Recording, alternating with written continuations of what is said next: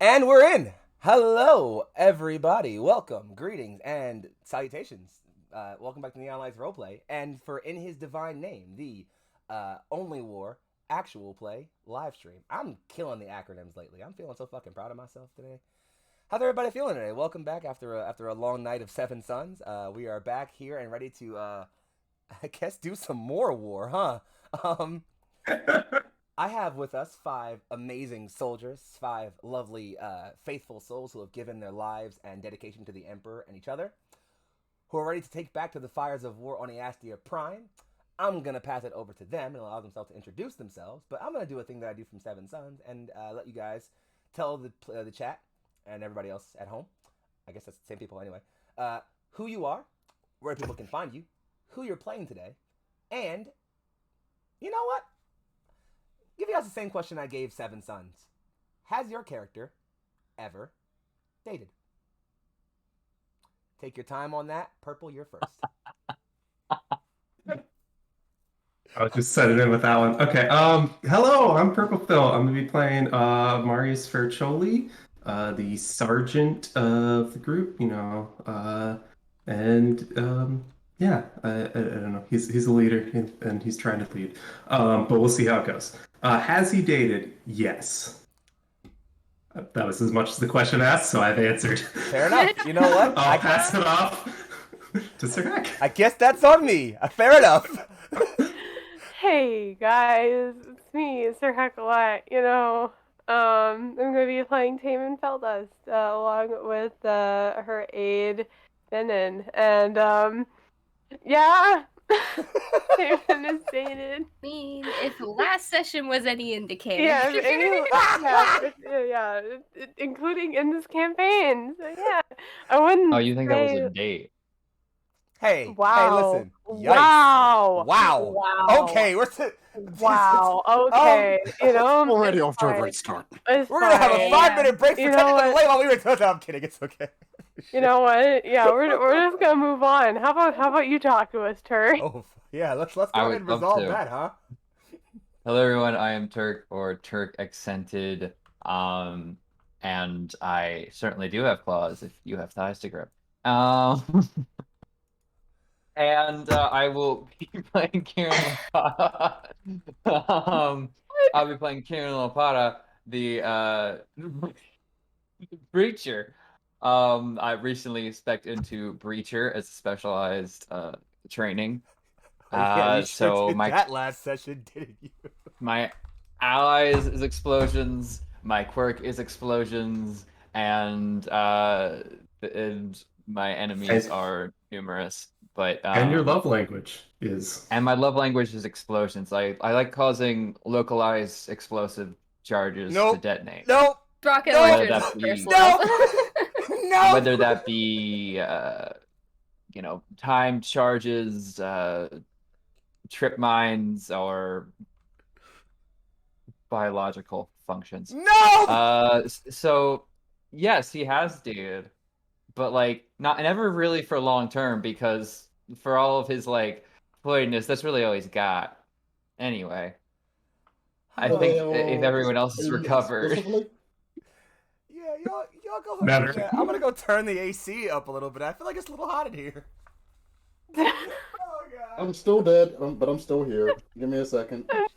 Chucklin's been on the desk for a while now. Meg, you're up. I just realized I haven't killed my first battle. This is my doing. I caused this. Hi everybody, I'm Meg Mysteria, and I am unfortunately the source of this goddamn claw joke. Because I was complaining about my cat hurting my leg, but wrong kind of pussy for today. But... No! Oh, starting so strong. I had to. I will be playing Lenora Valsier, our resident sanctioned psyker, who almost got fucking slaughtered by a tank last session. Yeah. But we're here, we're alive, it's fine. But For clarification, no, she has not dated. She is very reclusive, does not understand people's, and that includes the dating life. I'm gonna Chalk say something before. Real quick, I can fix that. All right. Shut up, Drake! To spare Meg, let me just take control over here take control of the voices for a second. So yes, I'm Shock Point Failure. I'll be reprising my role as Zevrod86. Speaking of which, the overlay has yet to be corrected on that point. Well, we lost the DM, so we're just gonna. There he is. Yeah. So on the question. So on the question of has Ziggy dated? I can't believe I have to say this, but apparently Ziggy has more experience than Psyker. I thought you were gonna say than Kieran. Yeah, I'm just like, Does your religion allow that? Yes, Fuck, actually. okay, we got it. We the tech priest fucked. the tech priest. Very lucky toaster. Oh my god. We're not gonna start this session. Never. This is what happens when we're an hour late. We just fucking dissolve into... Okay, no, it's okay. We got this. I'm gonna salvage this. I'm so sorry, audience, if there's an audience other than the people on the stream right now. Okay. Hi. How's it going? I'm Young Foxxii. AKA Big Foxxii. AKA still banned on Twitter Foxxii. I'm your GM for today, and I'll be GMing, I guess. Maybe I might spend most of the session laughing, unfortunately, but I'll try my best, guys. I promise. I'm gonna do everything that I can to get through this. And I don't have any other instructions. I don't have a character, so I don't know. Yeah, some of the NPCs have dated. And some of them just manage the shipping chart. Yeah. So, just for reference, Ziggy only reused a previous relationship chart. He did not make a new one for all of this. It's added to it. It's just like an Excel file. Just went to the bottom. Just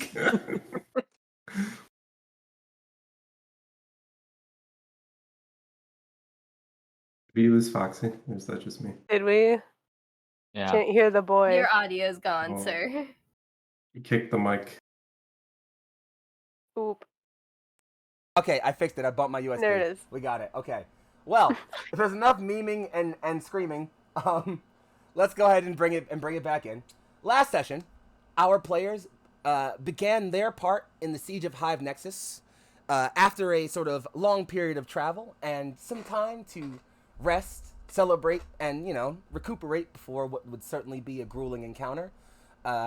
Came with some revelation, some recuperation, and I don't know, some other R words I don't feel like dealing with right now. Point being, Rated words? after some incredibly wonderfully acted and well handled character interactions, our players took to the fields of battle, storming the streets of Hive Nexus, not so much with the main push, but instead taken off on the side objective, told that their objective would be to push straight through a side, sort of a side street, smash through the barricades, any defenses in their way, and push to the Adeptus Arbitrate's court, held on the southern side, where they were told that the Inheritor, the supposed leader of all the Separatist forces, is currently holed up. Their mission, explicitly, to capture him alive. Things surely didn't go immediately as planned, even with some psychic intonation, as, well, they encountered a tank. Well, a tank. They encountered a tank. It was pretty rough. A lot of things happened. Some people died. Thankfully, none of them. And at the end of it all, assistance came in the form of Foebreaker, this friendly allied tank, which sailed into their rescue, blew up their enemy vehicle, and came in to, assist in the push. And with one last rallying cry, they are basically beginning their forward assault. And as I begin hopefully begin the sound setting, maybe minus the combat music for now. We don't really need that. We'll go ahead and just bring you guys back in right on here. So, where we left off, a sniper shot was taken. As I believe, does anyone want to remember what happened at in the last session? Anybody want to briefly recall that? About the sniper shot or about The sniper shot, yes, please. so you rolled a D10, was it? And then you said that not all of us could be shot, and then re-rolled a D8. And you originally rolled Kieran, but then you re-rolled, and it ended up being was it Taman? It was And then but you rolled the dodge and, yeah. and didn't get hit. So Yeah. Mm-hmm. that's what I recall. Someone else. Oh yeah. Mm-hmm. Someone That else. dodge roll. is Oh, still I on there. forgot. Yeah. Someone else, however, did in fact take that bullet, unfortunately. Yeah. So we will come right back in on that moment. A sniper shot cracking out across the distance. Taman being pushed to the side as Benin eats around to his side torso and falls to the ground, clearly in a fair bit of pain. The scene is yours, my loves. Okay, I do remember picking him up last time, but it's fine. Well, yeah, I pick him up. Like, why did you do that? He just looks and says, I couldn't let you die. Well, I can't let you die either. And she's pulling out the stuff and try to stabilize him, I guess. Fair and enough. We'll hop right in on that. So yeah, you can go ahead and feel free to take that role. We'll pop back into that scene in just a moment. Go ahead. Okay. And let's go ahead and see how are the rest of the squad handling right now. Where are you all at right now? There's no need to worry about order. Just go ahead and take the scene as you please. God, yeah. Kieran and Flint are gonna dive right behind cover and look like, where's you gonna stand there and get shot? Get down!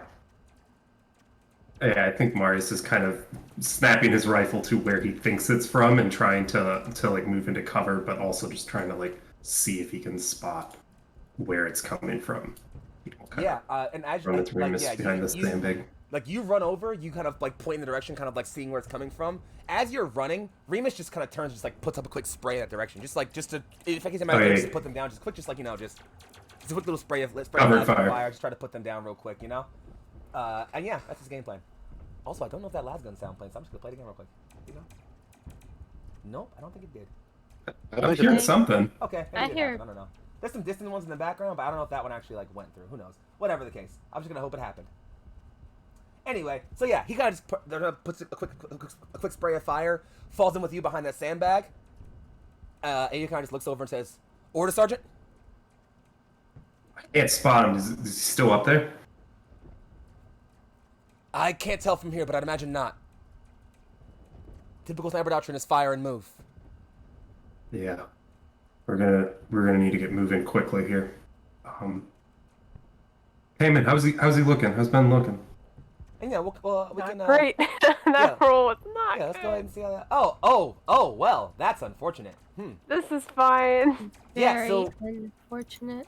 yeah, so you start going to work on this, like, and like at first you're kind of trying to remain calm, like Taman, you're immediately at work, skin sutures, trying to patch the wound, identify any immediate trauma, things like that. And as you're working on this, you kind of like your hands aren't so much trembling as it's like just a temporary twitch, just a really big temporary twitch. It's not a huge one, but as you twitch there, and I will let you use a fate point if you want to reroll. It's not a burn. It's just to use it. Okay. Yeah. Yeah, I mean, it can't get too much worse than that. Hey, if you want to use it, feel free to take the reroll. You know what? We're gonna try it. Yeah, go for it. Make the roll. Yeah, take the roll. Benin is important. We're gonna try it. Yeah, take the roll. My homie deserves this. Mhm. Okay, hold on.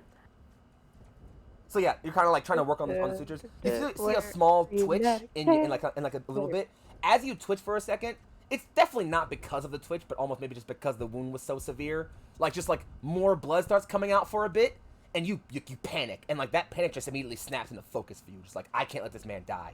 And so you hands just flurry of motion, just suture, skin, patch, just like. And like as you're kind of working on this, you get that wound caught up. You put some pressure on it. You like rip off a part of his his flax, like his shirt. You kind of tie that around his waist and just like tie it as tight as you possibly can. And yeah, as far as you can tell, like it's gonna hold. He's stable. He definitely looks injured, but he's stable, and you think he could probably get up on his feet if he had to. And he just looks down and says, "Perfect as always, mistress. I saw the light for a moment." As you're bleeding out, I'm gonna let that one slide, but it is doctor. Apologies, doctor. Blood loss, delirium. What, jerk? Why are you looking at me like that? Yeah, that was deliberate. Don't worry. Anyway,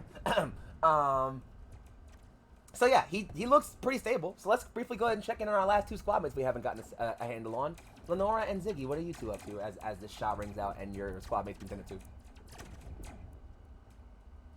Well, Ziggy is probably going to fall back to the nearest source of cover, which is inside this building, and is just poking his head out, trying to spot where that sniper round came from. Sure, not a problem. Looking for the sniper, but I'm looking for the sniper. However, they're out in the open, so high risk. So she's giving you some cover while you work. Fair enough. Yeah, you and Fader kind of, again, just guns up.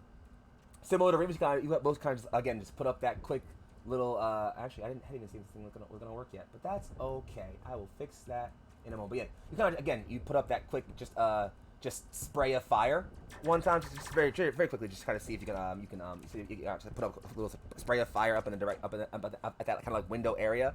And as you're kind of petering off this kind of spray of quick rapid lasgun fire, you definitely don't see any follow-up rounds. And a couple seconds of it's like, definitely not silence given the distant sounds of battle still raging around you, but a sort of relative pause does lax over that. You kind of like gives you the impression that, hey, you know, you can comfortably say maybe that sniper's either moved somewhere else that's not near enough to you to shoot, or has just fallen back. That makes me comfortable. Still watching the windows at least. But yeah, so you can keep your eyes on the windows, no question. Yeah, you and Phaedra are kind of again up, just kind of scanning around, checking left and right, just keeping your heads up. But yeah, overall, and again, how long are we gonna be sitting here with our asses exposed? You hear Foebreaker tap into the comms, just, I'm with the exploding one. We should get moving. Y'all all right? Yeah, we're fine. You move? Come on, let's get up and You know help. about my knives. Ben and on it. All right then. Look, Course look. dead ahead. Let's push forward. You heard him. Let's get moving. All right. And so, yeah, Foebreaker, being the sort of rumbling machine of war it is, just very non-discreetly, just is. Oh, so yeah, you're patching up Benin again, or all right? Did I miss a roll? No. no. No. That was just the helping reroll him from on earlier. That was the That was reroll. the reroll. Oh, why did it just pop up for me? That's so weird. Oh, really? You know what? That's because it popped up on my GM screen, but on the screen that I had chat on, I don't know. Whatever the case, it's fine. Doesn't matter. It's okay. Point being, yeah, Furberry just starts kind of rumbling on its way down the main road, and for the sake of levity and getting ourselves ahead, we can go ahead and sort of just and move you guys over to the next screen. I'm gonna briefly make sure that I've set this up properly and everything looks okay. Of course I didn't, because your tokens aren't here yet, because that would be too much like right, Foxxii? So if y'all don't all mind just like assembling right around here behind the tank for me real quick, that'd be real helpful. I'd love that.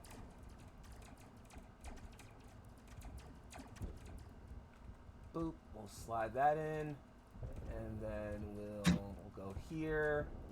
Awesome, that is the most helpful. You all are lovely. Thank you so much for being cooperative. So yeah, It's a good copy paste. good, nice, easy copy paste. There we go. So yeah, you push forward, and again, most of the streets, it's pretty straightforward. There's like a pretty straightforward main road that kind of forks around. You see some kind of destroyed statues of like imperial saints or like just like warriors in like and deep and like deep power armor with like swords and weapons kind of standing. A lot of them are destroyed or crushed over or ruined. Some of them you can even see, and you're not really sure when this happened. Some of them look graffitied, like they've just like had like red just like paint of some kind just splashed all over them like blood or something. Some even have like words in crude low Gothic like oppressor, tyrant, stuff like that, just like written all over them. And you can't really tell if this was done before the battle, during. Really hard to tell, honestly. But they're there, Evelyn. But the paint doesn't seem fresh. It's been there for a bit. And honestly, there really is no immediate contact to worry about. Any sort of pressure you find, maybe like small bits of fire. You're all kind of like using this tank for cover as you're advancing. Maybe at some point, some of you even kind of like hop up on the back of it, kind of just ride along the engine block for a bit. It's not too bad. The heat isn't too bad actually.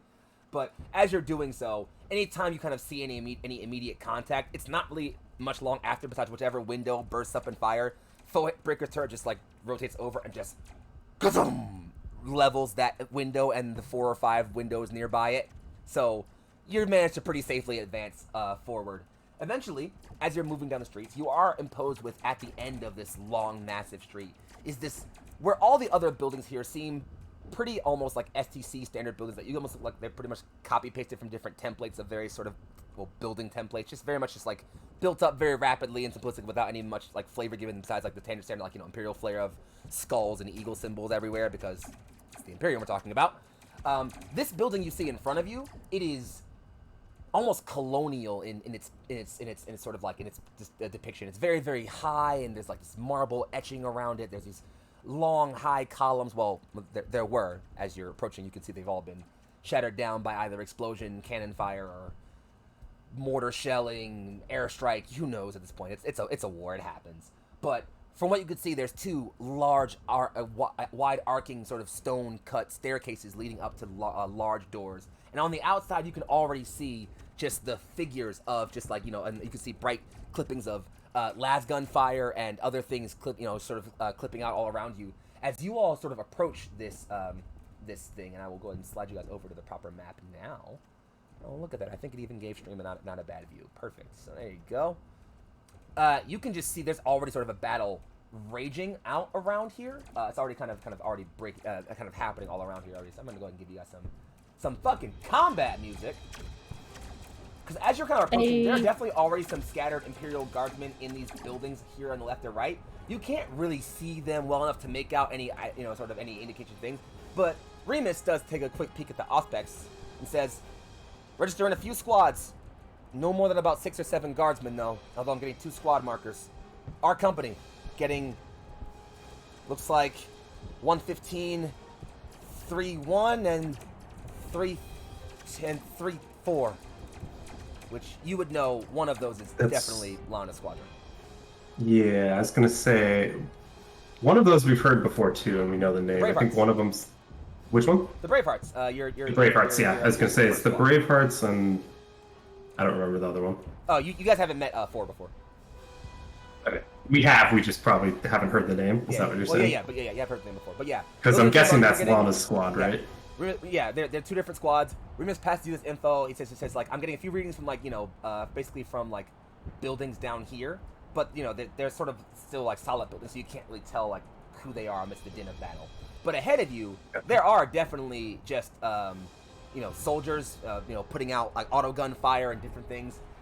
If one of y'all, as you're approaching, I need 2 things from you. The first is if any of y'all wants to give me sort of some kind of vibe check or various, you know, insight investigations thing on these individuals you're looking at, these soldiers you're approaching at, looking at down here, I'll take that. Second thing, my favorite thing to say, could you guys roll some initiative, please? Turn counters up, and it's already been clear because I did my fucking job. Look at you.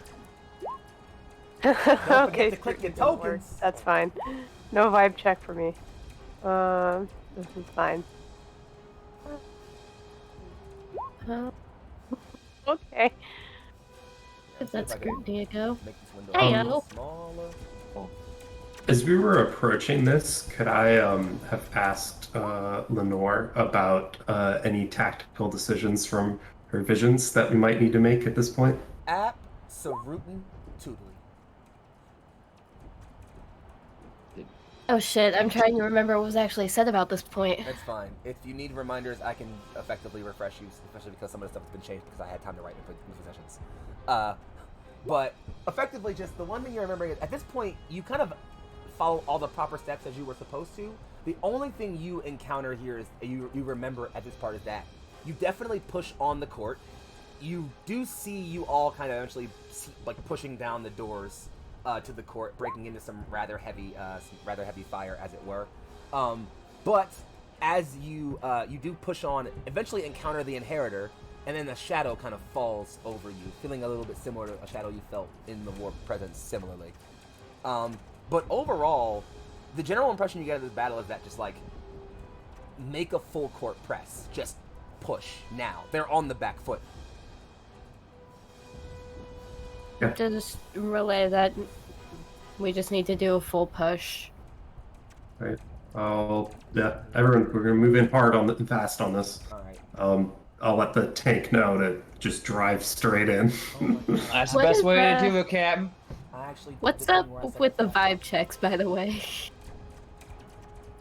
We failed bad. Oh, did Oh, I everybody got fail? None of us I got 2 Scrutiny degrees of survive. I got 2 degrees of success on mine. Oh, you did. Oh, so yeah, So- Lenora, you would He's definitely actually notice then as kinda you're kind of wrong. relaying this information and like kind of looking around, you and apparently only you would notice that while some of these guys around as you're approaching this thing look similar to other soldiers you've already been fighting, just the typical soldiers. These guys up here in these defensive positions, everything from their movement to the way they're placing and putting up their fire drills to their equipment seems to be a little more, let's just say, elite. Personal bodyguards. Yeah. Oh, speaking of which, they should probably roll some of that cool initiative thing. I like when that happens. Oh, This cool. isn't just heresy. So that's Point the- that It's out. Advanced heresy. This isn't even your regular heresy. This is advanced heresy. All right, I'm pretty sure no one's gonna beat that 13. So why don't Taman, you go ahead and start up your turn? Alright. I will say, because this is I'm playing this pretty fast and loose. If y'all want, Foebreaker is willing to go first, but I can either put it sort of like in the middle because I didn't bother rolling for this thing. I got either put it in the middle of you guys, like right in the middle of you all. I can put it first before all of you go, or at the bottom after all of you go. Your call. Bitch, lead with the tank. Yeah, I feel like we should Yeah. lead with the Lead tank. with the tank mean- and we'll move Yeah. around after. Because it's And we like, are going don't to- make the medic go first. What am I As- gonna do? I'm gonna shoot it. I would one agree guy. with lead with the tank only if Ziggy is currently still latched onto the back. You got it. You know what? You do you. Go for Um, it. All But right. yeah, Well, I mean, pointing unless out- you want to hop off, Siggy, the tank is gonna move. I think Ziggy's leading with the holding tank on. makes sense. It's moving then. It's gonna pop up Yes. to about. It's just gonna move like tactical speed, kind of just like to about right there. You're noticing, Ziggy, as you're looking around, it doesn't appear to have its sponson weapons. You're wondering if maybe either it was given that kind of pattern naturally, or just like they weren't like they just like it maybe like they didn't have the right supply for it, or they damaged in a previous battle. You can't really tell right now, but like there's some bolted plates over the side where the sponson weapons would normally be. So you're wondering if they either just like armored it up more as like a preemptive measure, or like they lost the sponsons and compensated. In either case, this main turret here, it rotates on around, just looking every bit of menace as it needs to, and it's just like you carry a crackle over squad comms. I'll punch a hole. All of you push through, and you are just going to see it aim right down the middle here, and take just a kathunk. Nice. Oof. Oh no. Unfortunate. So yeah, it shoots this sort of blast. Unfortunately, it's a blast one, so I gotta roll for scatter now. Give me 1 second. 1 second now. Oh, okay. Well, that actually works out perfectly fine. So he aims here, but the shot kind of overcompensates and lands back here. But thankfully, it's a Vanquisher cannon, so it still catches these two here in the blast, two up front. So they're gonna take some damage. Oh no, am I a fool? I'm a fool, actually. You guys are gonna have to give me a second, and I'm so sorry about that. I didn't actually put the Vanquisher cannon damage in it, but thankfully I have the spreadsheet up right now. So if y'all give me just like 30 seconds, I will make that happen. And I am so sorry to you all and chat for the wait. That's my fault. I should have been more prepared. Give me just a moment. I am so sorry. It's fine. You fine. It's all Yeah, good. we have time. Cool. I appreciate that. You're all.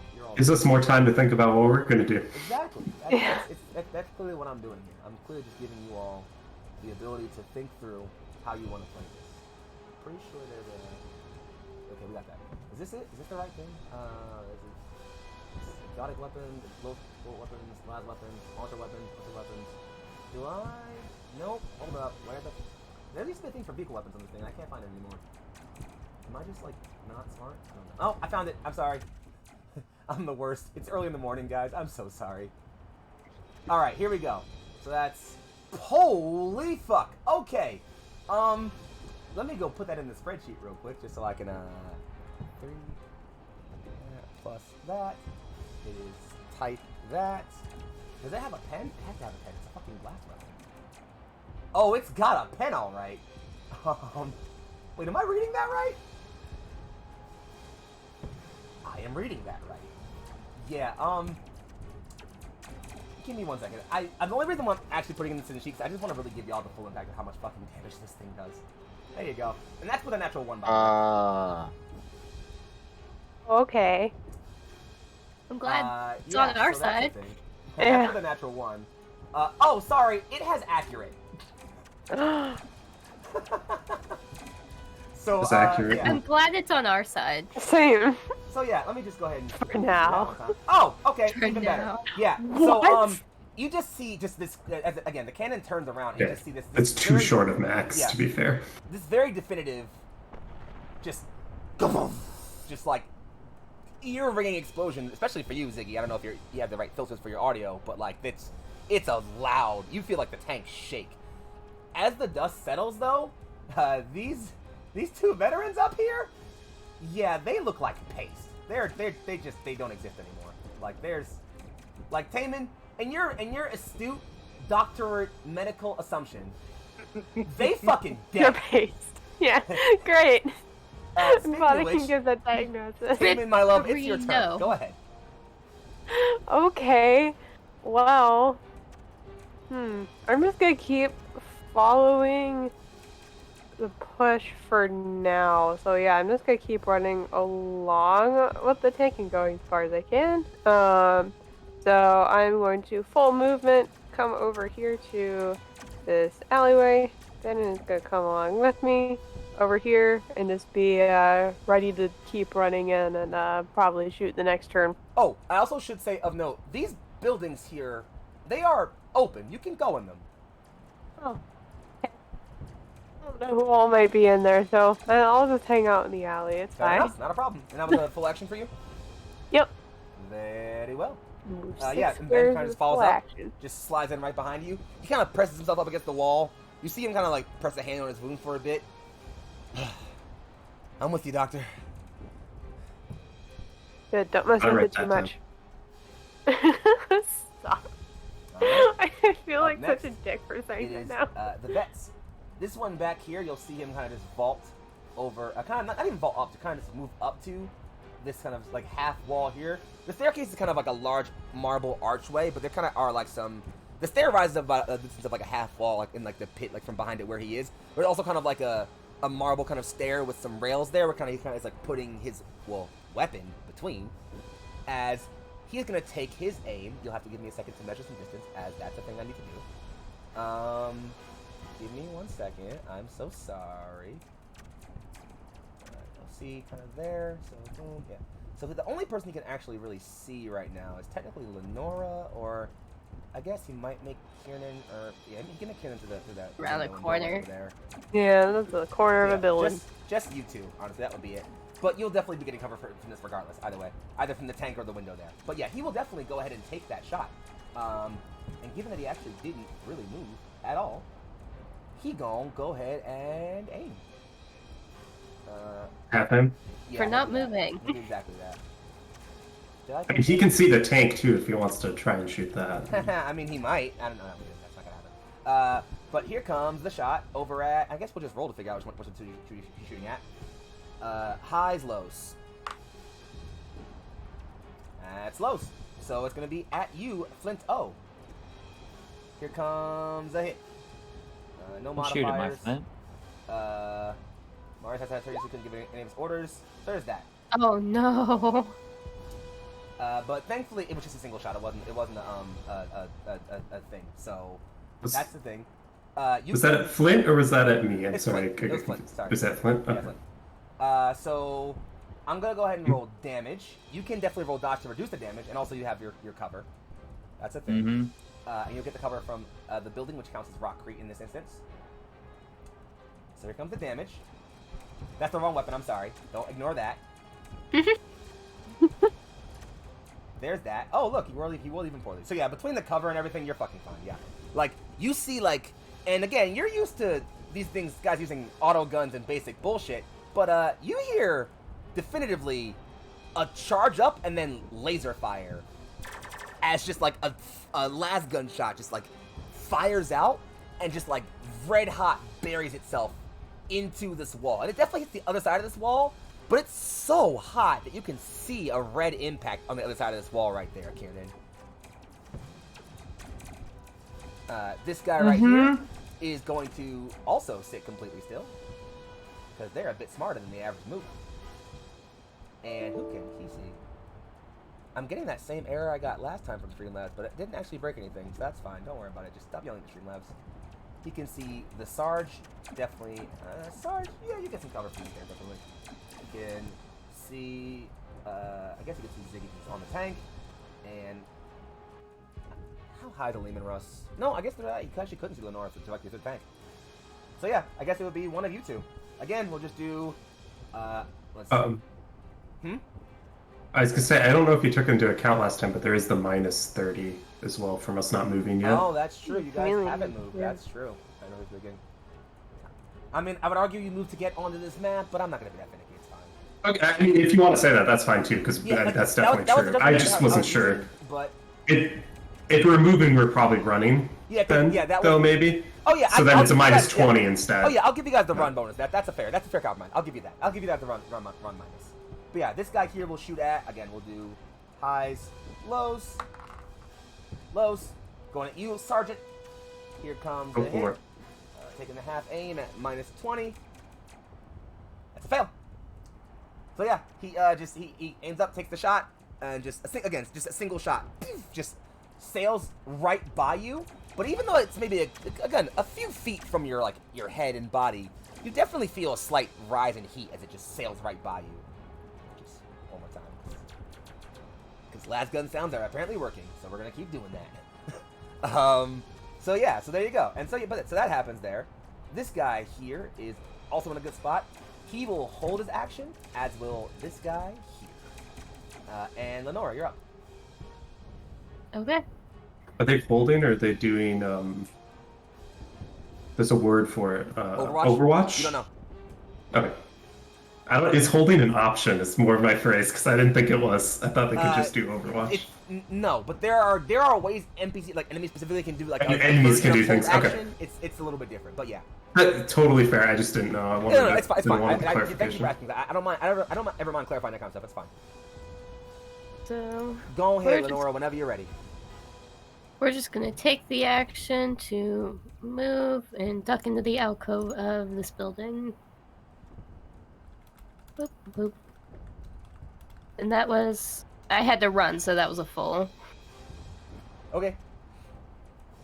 And that's it for you? Alright, so let me go ahead and... I know I actually did... Hold up. I got this. Please let this work. I set this map up a while ago. I hope everything works perfectly. Please, please, please, for the love of God. I'm in alley, so we have to go into the building. No, I know, it's fine. Please work. That's the wrong one, but you know what? It's fine. We're not going to worry about it. Okay, there you go. Yes. Close enough. Heck yeah. So there you go. You're in there now, and I forgot to grab tokens for them in a moment because I was lazy. But yeah, you notice there's a couple of like members of, and you can tell probably people you recognize from like previous missions and stuff. This is 115 3-1, the Bravehearts. There's about 3 of them in here, well, breathing. There are 2 other bodies on the floor, and it does not take you. You're not a medical officer at all, but based on the way they're not tending to them at all, and also you're not seeing any signs of life or movement from them, you can tell the 2 who are on the ground. You get like a passing glance at, unless you want to roll some kind of like, even though you use action, I'll let you like roll this as a free action, some kind of like insight or like perception to notice things about as you're approaching in. The room you're in, I'll give you some description as you're rolling. It's fine if you're thinking about this.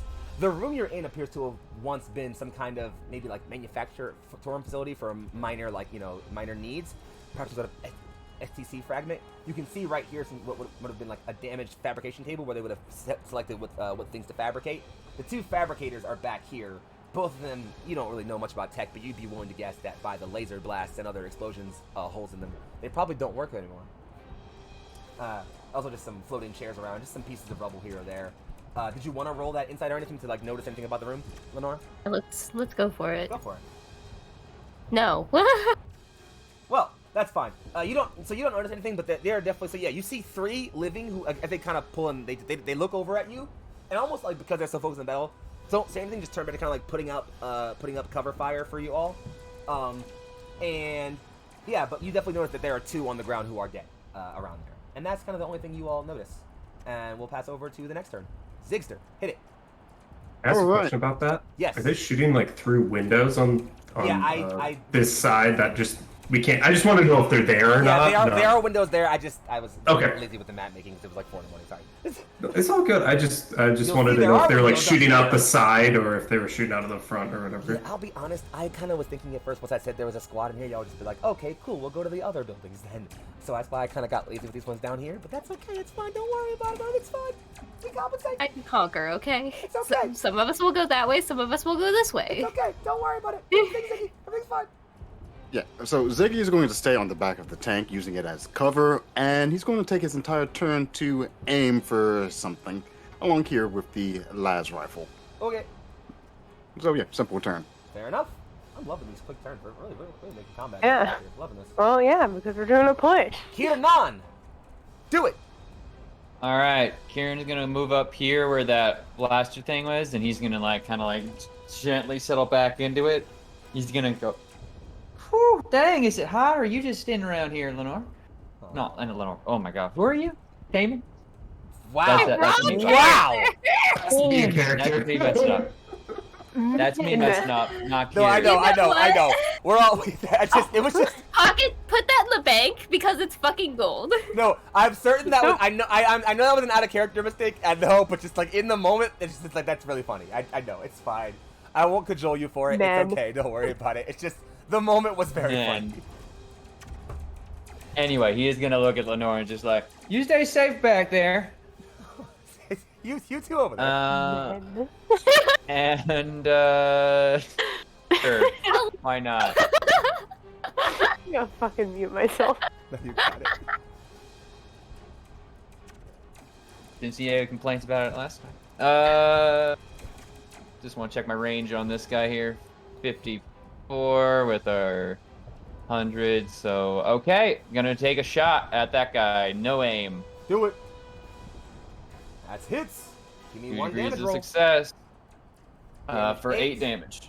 With I feel like, are your last guns really pen 0? Is that a thing? Yeah. Huh.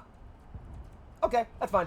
So yeah, you kind of put up just like a quick little burst of fire with your las gun, and you don't see any direct impact, but you definitely see the guy kind of like duck a bit lower, kind of under his cover as the fire is gonna come out and make him go to ground a little bit.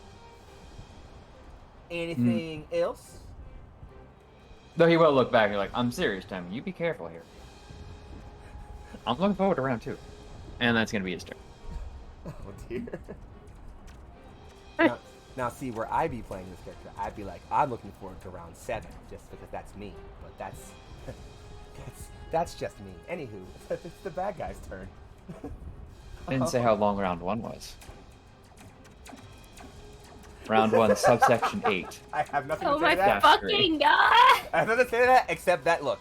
Anywho, this guy here, realizing that there's a rock between him and all of you, and you know, at least being kind of smart to realize that's not a bad thing to change, he will hold still, and you will see him. Let's see, what is he gonna do? Let's take a quick roll. What's he gonna do? Okay, cool. He's not that dumb. So yeah, he's gonna look up with what looks to be. Once I get his equipment up. Ah, yes. He is going to basically just, you'll see him kind of come up with just like, you know, a regular looking kind of just, auto gun. And he will kind of just, put some shots over in this direction.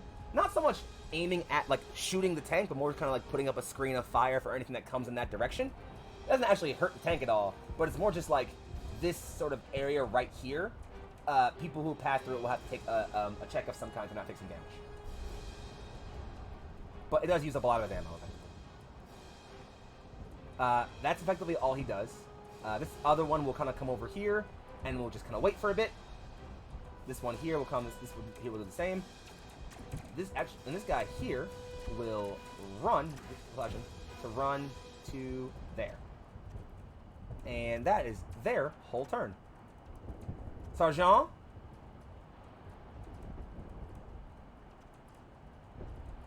I have no idea what I'm doing. Don't do that. You're supposed to be in charge around here. I know, right? I do know one. Imagine. Yeah, no, I really just don't even like even the simple things. I don't know what I'm doing. He's going to issue out orders to I'm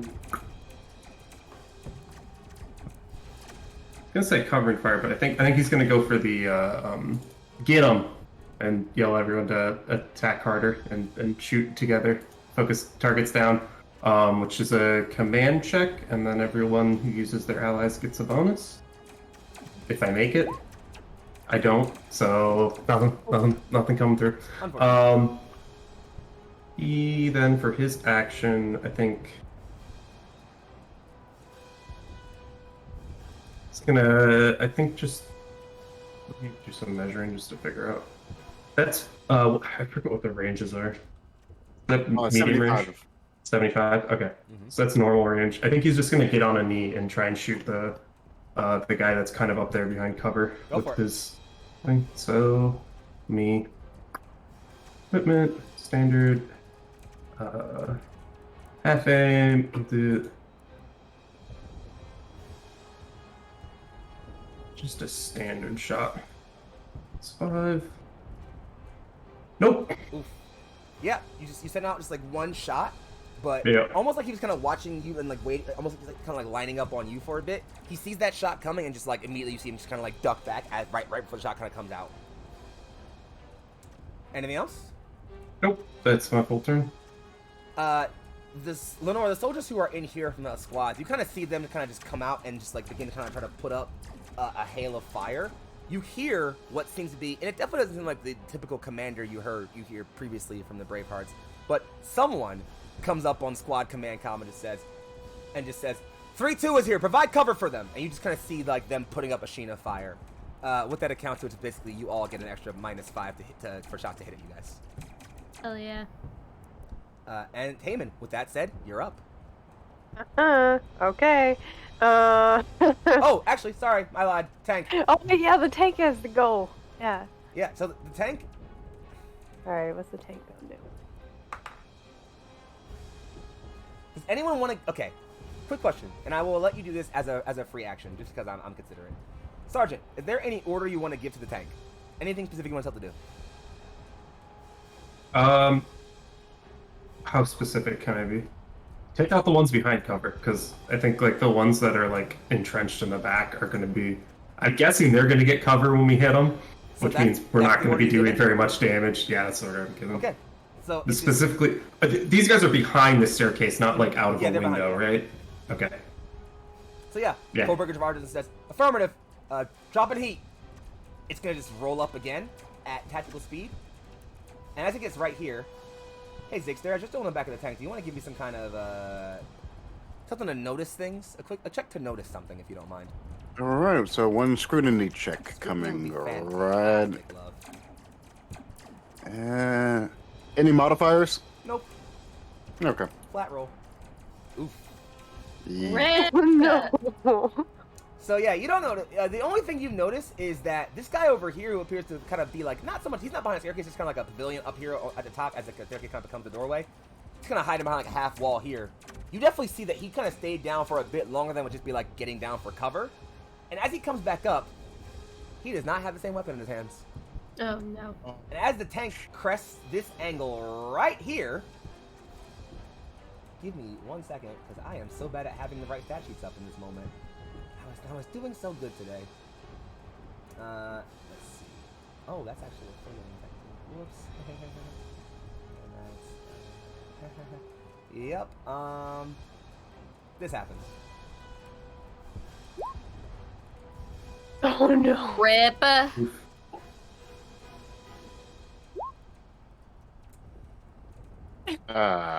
So I feel like So yeah, as you so Ziggy, you can hear this kind of. Well, I don't think you have teeth, but this. If you had teeth, this. Oh no, teeth, Ziggy has teeth underneath that mask. Well, then you hear this teeth-aching whine, like start to build up in like the back of your head for a second, as you just hear this. And as you peek just around to wonder what in the fucking hell that could be, this blinding white beam of pure pink energy fires out and goes straight through the corner hall of Foebreaker. And you can decidedly say, as you are a tech priest, I won't even make you roll for this. It's time to fucking move. See ya. So I'll give you your full, just your normal movement, not like a run action. Your normal movement right now. Okay, let's see, what is my normal movement again? Give me a second. Okay. Normal movement. How far can that get me? You gonna buddy in a minute here? Oh, that is not going to get me far. If you That want to... Actually, yeah. If you want, I will let you take some kind of skill check to get one extra square. Just one. Okay. Me. Oh, Saito! Gifting the Thank sub. you, Saito. Thanks, Oh, Saito. nice. Young Saito, I'm once again proving himself to be the angles of our time. He is good. Working in service of the proletariat against the bourgeois. Every time. What? Thank you, our good friend. We love you and appreciate you. Let's see. We still have our graph shoots. Technically, that does give us a little bit. Could I use that to get a bonus on the dodge action? Go ahead and you know what? Just go ahead and give me an operate aeronautica check then. Just like quickly, just like shunt your grab shoot, if that's the way you want to go with this. All right. Any bonuses once again? Plus 10. Okay. Ah. That's fine. So I'll tell you right now. The check wasn't for how far you get. It's once you came up with the jump shoot plan, I was going to give this to you. So you might have to jump shoot yourself. There's like a little kind of like a pothole in the street, like right about there. It's a little hard to tell because the street's black. You basically shunt yourself to like, you kind of shunt yourself to like right outside of it, and then you kind of just skid and roll into it. Take 2 wounds for me if you don't mind. That is fine. But 2 as you wounds is kind of better than dead. The moment you do that, you thank the Omnissiah for your blessed machine harnessed, binary augmented, speedy intuition and mental processes. As no sooner than the moment you hit the ground and roll, behind you, you just hear this deafening explosion as Foebreaker just comes apart. Like you rupture like that. You wager that last cannon shot hit a fuel tank or an ammo reserve or something. It blows the tank sky high. The last thing any of you hear over comms is just for the up as it just goes up in an explosion. Taman, it's your turn, love. Okay. Yep. He's probably paced too, so I'm not gonna bother. Sure. From where I am, can I see this guy? Yeah, no question. Okay. Cool. Tank in the way now. I mean, he'll get some cover, but I'm taking the way now. I will say he gets less cover from a wrecked tank than from a fully functioning tank. That's very true. Okay, yeah, I'll just take a flame semi-auto at him and see what happens. I did not add my 5 from That's it then. ally, so that makes a difference there. And you semi-auto, right? Yep. So yeah, just give me damage once. And you. Oh no, I failed. I was gonna say my thing that I did, but I failed at the check, yeah. so it didn't happen. Yeah. So Hey, right at this regular move Detective here. Fury. So, yeah, Righteous Fury. So which I think Go ahead, actually. go. Yeah, that works through. So that does that actually is added by default? No, I think you get to roll damage again. Get to it, yeah. Oh, you I get to do? roll. Yeah. Oh, You get to roll okay. damage again. Speaking of, I apologize. I confused Righteous Fury with a similar mechanic from another GW game. Nah, it's fine. Don't But- worry about it. I mean, Alright. I've been getting mechanics wrong since the start of this campaign. Don't worry about it. But yeah, Okay. Taman, you just through the kind of the smoke and haze and like heat haze of Foebreaker's explosion, you just kind of like you manage to kind of wait for a bit. Benin sees your plan, your heads up idea, and even I think like Flint and Kieran noticed this, and they kind of start like putting a little bit of fire to give you time to aim. But eventually you see your moment, and you put up just like a quick little burst of lasgun fire, and this guy just eats eats a round or two in the chest, and he just falls over. And again, in your astute medical assumption, he fucking dead. Yeah, I blow off the smoke or the steam and say, "Don't make the same mistake twice, Secretary." Fair enough. Yikes. Alright, am I a mistake or? All right. You called her the wrong name. That was. It wasn't canon. It was out of character. I still think it's funnier if it is in character. It is. We can deal with the canonicity of Turk slip up later. Fair. Alright. All right. All right. That will also be in the in character, out of character once we figure that out. You'll figure that one out.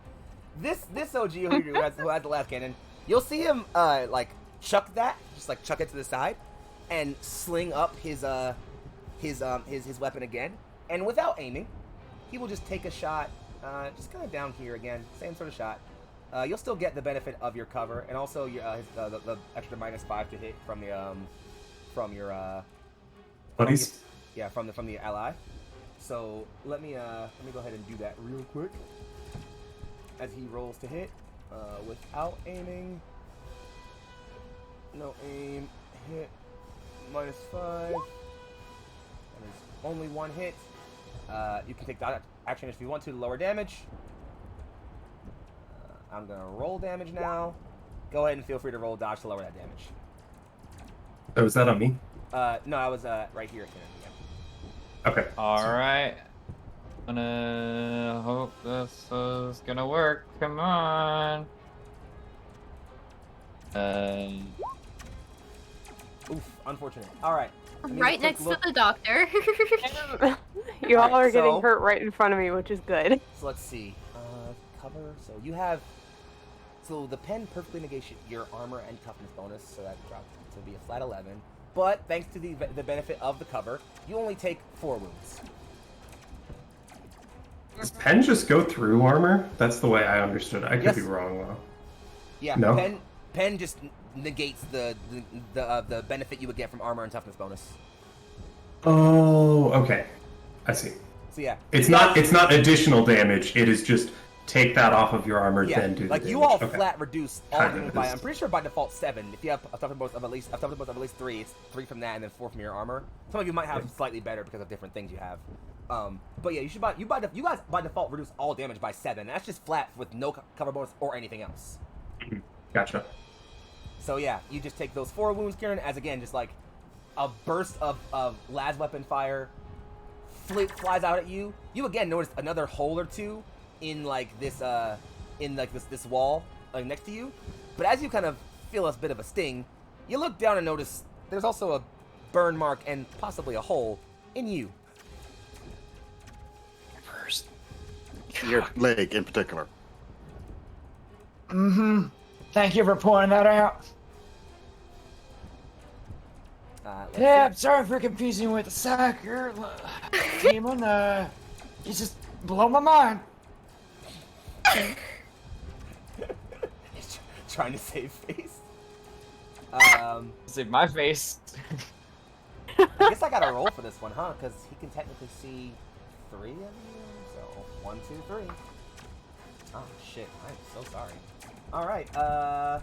Here comes another shot, and because I like drama, no. I'm not gonna tell you who's getting shot till after I roll the shot. The mods changed though. That's well. Because I didn't. If it's me, I didn't move. Oh no, I know who has what Okay. mods. I know you didn't move. Okay. And I'll yeah. So let me go ahead and just roll this real quick. He does get the half aim. He is not at short range, but he is doing that.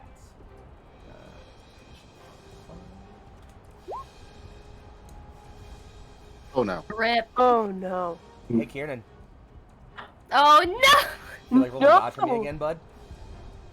You can only make one dodge Please, in a dear round. Lord. Oh, well. Remember, you have fate points, probably.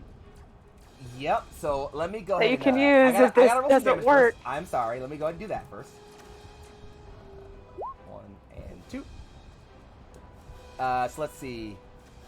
Concluding cover from I guess technically from both of these, which is, so that's, what's that? 7, 8 is 15 minus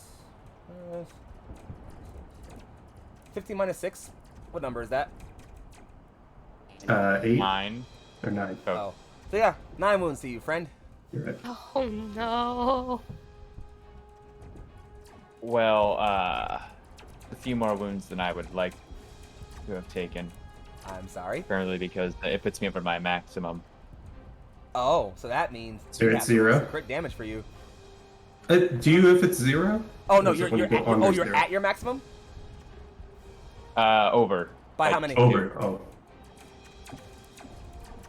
Oh, so yeah, then I think we just, is it a roll? Do Why'd we you- roll for them, or just like 4 and No. 4 and 9 is 13. No, my no, max no, is no, no. 11. Oh, right, it's just the number you're over. Here, let me get up my, Yeah. let me get up my tables, because I actually have these written somewhere, because I figured this might happen soon. So, while that's happening, Alright, let's see. Left leg, and it is energy. Okay. mhm. Left leg Alright, energy by, you here- said you're over by 2, Kieran? Yeah. Cool. So, here, let me, I have a comment. Oh, I have it right here. somewhere. Here it is. Does that have the crit damage things? Of course it doesn't, because that would be too much like right. I mean, I have it if you want me to just Oh read yeah, it please off. let me know. Alright, so 2 over, left leg, energy. The attack flash fries the target's leg, cooking chunks of flesh into char. The target must pass a challenging toughness test or suffer 1 level of fatigue. Oof. And challenging means Challenging is plus 0. Yeah. Right. So give me just a flat toughness check then, or it's toughness, right? Yes. You have 1 level of fatigue now, Kieran. Great. And if anybody feels looking it up to remind me what that does, because I kind of forgot. Minus 10 on everything. Oh well, enjoy. Yeah. So that's that, and we still got some more baddies to worry about shooting with. Oh no. Hey Sergeant, you wanted to get shot at, right? Sure. Cool. Well, here comes that happening. I didn't move, so I get a You get the they get a minus yeah. 30. So it's Plus a the total of 5. Yeah, total minus 35 to hit Yeah. to shoot at you. So he is going to, I guess he'll do the same thing he just did.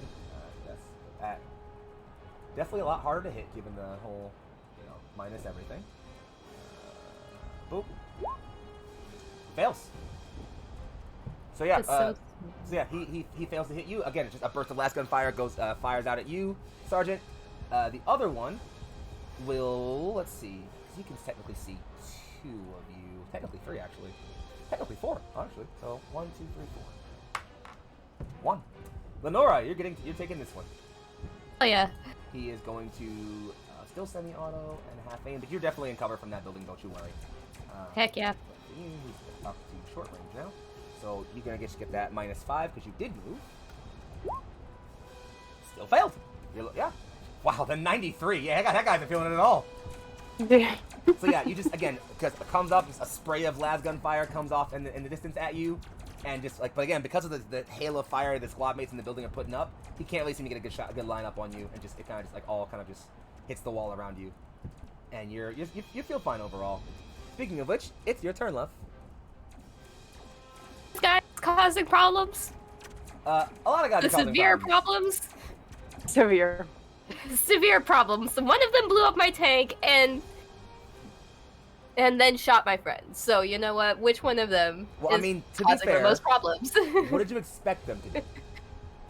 I'll be this guy right here. That guy That one there blew is the tank, causing yeah. the most problems. That one blew the tank up, yes. Yeah. All right. He caused a lot of problems on That one purpose. blew the tank up. They both shot Kieran. We'll go with we'll burn this guy. Go for it. Burn. Rise. Burn, bitch. Go ahead Yeah. and give me damage. Burn. I don't think he gets cover from that, does he? I don't think so. He's dead. Yeah. So he has better armor than like your typical, guy. Yeah, but yeah, you just flash fry him. Like heat rises up from under him and just like this cylinder of flame just flies up for a couple seconds, and in almost cartoonish fashion, once that flame settles, there's just a skeleton charred with a melted lasgun in his hand, just standing there. And yeah, that's it for that guy. Just anything else for after you, the love? smirk, and you know what? That's a half action, so I can still do the other You one. sure fucking can. Yes. Oof. Oh man.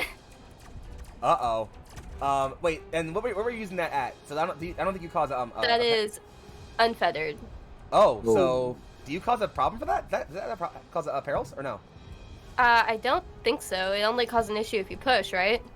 Actually, No, Unfettered isn't, unfettered can also cause issues. I think but it it might be if says- you roll doubles though, which I think is the thing. Double checking right Yeah, please do. now. I'm also gonna get the rulebook up and check it out. Give me a second. Failed to cast due to greater than 91 roll. Yeah, I think that might mean it. Oh, here we go. Damn it, Trove. Let's see. Unfettered. And you were bound, right? Yeah, she did unfettered, right? Yes. Right? Bound, Okay. and it was unfettered. Yeah, bound and unfettered. All right. Oh, so yeah, no, nothing happens. You need to roll doubles. Cool. I thought so. I knew it was either rolling super high or doubles, but I couldn't tell which one it was. Okay, cool. That's fine. You're fine. Not a problem. It's okay. Everything's okay. You just don't do the power. And yeah, so that's that.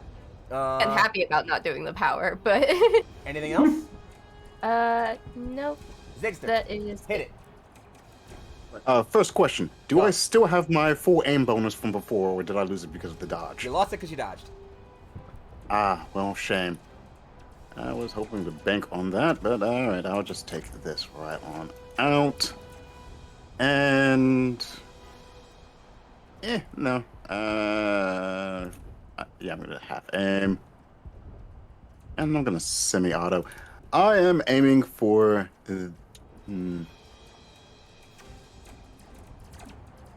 Let's see. I mean, I can hit him, but he's under how many layers of cover from all of this? 2 that don't give a whole lot of cover, and then 1 that gives an amount of cover. So it adds up to some pretty good cover, but like it's not the best cover you could get. I will say this: there are people on the map getting better cover than him right now, even through all three of those things. All right, well, let's see how this works. They're gonna go right after him. All right, and no further modifiers to the. Oof, unfortunate. Well, no, and I half aimed on that, so that is going to be all my actions. Yeah. So yeah, you just send out spray lasgun fire again. These guys seem pretty coordinated. It's not so much that you're missing, so much just like they seem very accustomed to like when someone aims in your direction, put your head down. So they know they're doing that a lot these days. So yeah, that happens, and if that's your whole turn, then we'll swing it over to Big K. Oh, so do I just go back to 0 wounds, or am I just? You are No, still- you're at there. Yeah, Stack. if you take more crit damage, it will just add up. You can activate, but Yeah, you can lower it by getting it's gonna healed. get a lot worse. Yeah, but You if you could don't get healed, in it's the gonna get alley worse. so I can help you. Yeah, you could get in the alley. can't shoot the people, and I'm good at shooting. I mean, there's also Fucking this alley. building right here You with can- walls and cover and stuff. You can Gosh, just go, but who would ever? go around the corner And just just cover. get so I- over. I'm gonna hobble the cover over here. 'Cause I'm the problem child. Okay, You know what? fine. Fair enough. And I want to shoot this. Fuck, I'll shoot at that guy who's not in cover. Go for Or I it. guess maybe he is. He's not in very. I mean, they're both Oh. not in great cover from where you are currently. They honestly, the cover bonus is about the same. He has 1 lower, but he also has a regular move with like less good armor. So his overall reduction is about 3 or 4 less. Gotcha. This is gonna be that, and add that, and Hit. 1 degree. Give me damage. Okay, that's gonna be 7 Yeah. plus 2, 9 total. 9 total, which. Yeah, so you definitely he tries to kind of like peel away as you aim at him, but you definitely still see one of your rounds, like your round kind of ping into the shoulder. It shaves off some of his like the shoulder arm of his his armor he's wearing. Mechanically, he did take damage. Yes, just so you're aware of it. I'm just describing that mechanically as him like losing some armor, but he did take damage. Yes, just so we're aware. Anything else for you, Big K? That's all I can do. All right, well, it's the Mook's turn. This Mook here is going to just slide over here to get a slightly better angle and also not be out in the open.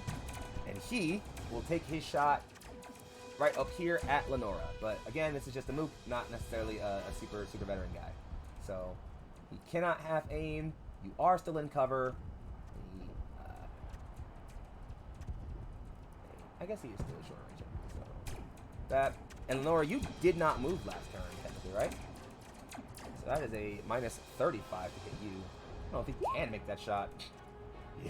Yeah, no. Just, again, there's so much cover fire being put out for you, Lenora. This guy he can't even, like, he tries several times to kind of come up and make the shot. Every time he just gets sent back to the ground from all the fire coming at him.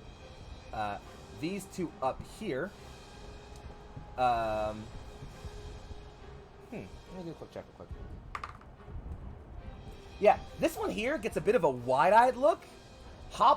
Vaults over that cover, draws some sort of close combat weapon, like a sword of some kind. He has like his gun kind of slinging behind him, and he just starts running. Like, he just starts bolting for this building. This one here will look over at that one like he's a fucking idiot, and will just shoot. Figuring he wants to at least give his friend some cover fire. And who is he going to shoot at? Let's see, because he can, again, see about 3 people from here. So 1 puts that one at Zig. Okay.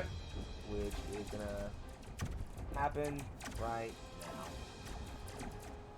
Oh, why do I do this to myself? I don't know. It's okay. I'm not going to worry about it. As a quick reminder, I also have the cloak. I technically didn't move my last turn, so...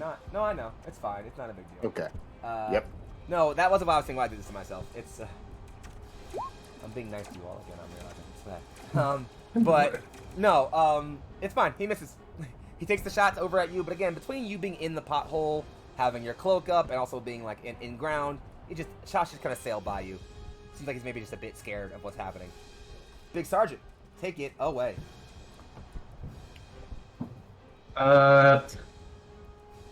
Second round, same as the first, a little bit louder and maybe not quite as bad. He's gonna give the get him command again and maybe not fail. Do it. We'll see. Yay, he did fail. Everyone who does damage and has a comrade that took their bonus action with them will do 4 extra damage. Got it. And then he's going to do the same thing on this guy that's behind cover, straight in front of him right there. That 6, by the way, for bonus damage. As you give that order, you can hear, again, that same voice that, like, isn't the sergeant from 3-1, just says, "You heard him, put the heat on!" And, like, the cover fire kind of increases to more, like, offensive, kind of, like, outwardly put out, like, more forward-facing firepower. So now, rather than giving you guys the +5 to your, or the -5 to your hitting, you guys all do 2 more extra damage with that get him order. So it's +6 to your damage. And then he's gonna try and shoot. Oh, and he hits. Yeah, you're shooting at this guy right here, or this guy right here? This guy right here, this fan the cover, yeah. Damage. I just minimized the damage. You're fine. Forgot about that part. Take your time. Oof, not great, but +6 is gonna be 12. 12. Does not get a whole lot from his cover. Does get a decent bit from his armor, though. So he does take a little bit of damage, just a small little bit. Oh, I did that wrong, my bad. It's okay. So yeah, again, just like you come out and like he kind of again tries to duck back, but like as he steps back, you do see like one of those like a round just kind of like catch him in like roughly center mass. You raise your armor probably negated because he doesn't like fall over dead, but he just kind of like stumble back a little bit and taking some damage. Anything else? Nope, that's everything. Free action and 2 half actions because I aimed. Tank's turn. It's dead. Taman's turn. Okay. Yeah. We have a very wounded boy that decided to run into this building, so I guess I'm gonna run into this building with my full hacking movement. And I'm just gonna come over here and kind of be ish in cover. Oh my gosh, I don't really know. I have a little bit of, yeah, we could go like here. Okay. It'd be a little bit better. Yeah. Sure, that's what we're gonna do. Alright. That's all I can do. Yeah, you barge into that building there. Again, like you two approach the door. Benin like kicks the door open to kind of like make the entry for you, and you just sprint on in. He follows in right beside you, just kind of slides in next to you. It kind of starts putting up some like cursory shots over in the direction of them. He does look over and just say, "I'm not sure what happened between you two, but why is Lapata trying to get himself killed?" Your guess is as good as mine. Anything else for you? No, Yeah, that's all I can do. I just ran. Right here. Yes, no. and breathing for now. Ooh. Question for you then. Why are you trying to get yourself killed? Stars make the ladies go crazy. Do you already have enough of those? No offense, honestly. Clearly not. So yeah, Vet's turn. Both of these two here, who are behind this like high amount of cover, will vault, and they actually have pretty good movement. They can get to about here with their regular movement. They'll hop to about right there. Just kind of still be behind some cover, kind of more like taking positions on the staircase with the tank dead. Even though like some of their mooks and some of their friends are dying, you get the sense that maybe the training kind of rallies them, and they're kind of feeling like, nah, we're still gonna fucking push the advantage on this. If we put up more fire, maybe we can push them back. This guy here, he does not shoot immediately. Instead, you see him duck down. He kind of like, you see him duck down, and as you see, like, as he's made this full vault and is now sort of a bit more visible, he also has his las gun slung behind him and has a large tube weapon in both hands, which he appears to be prepping to fire. This one down here sees that happening and will just kind of turn and start putting up a sheen of fire up here. Not even take any damage, have to worry about getting hit or anything, but the way that does manifest, it does increase his cover.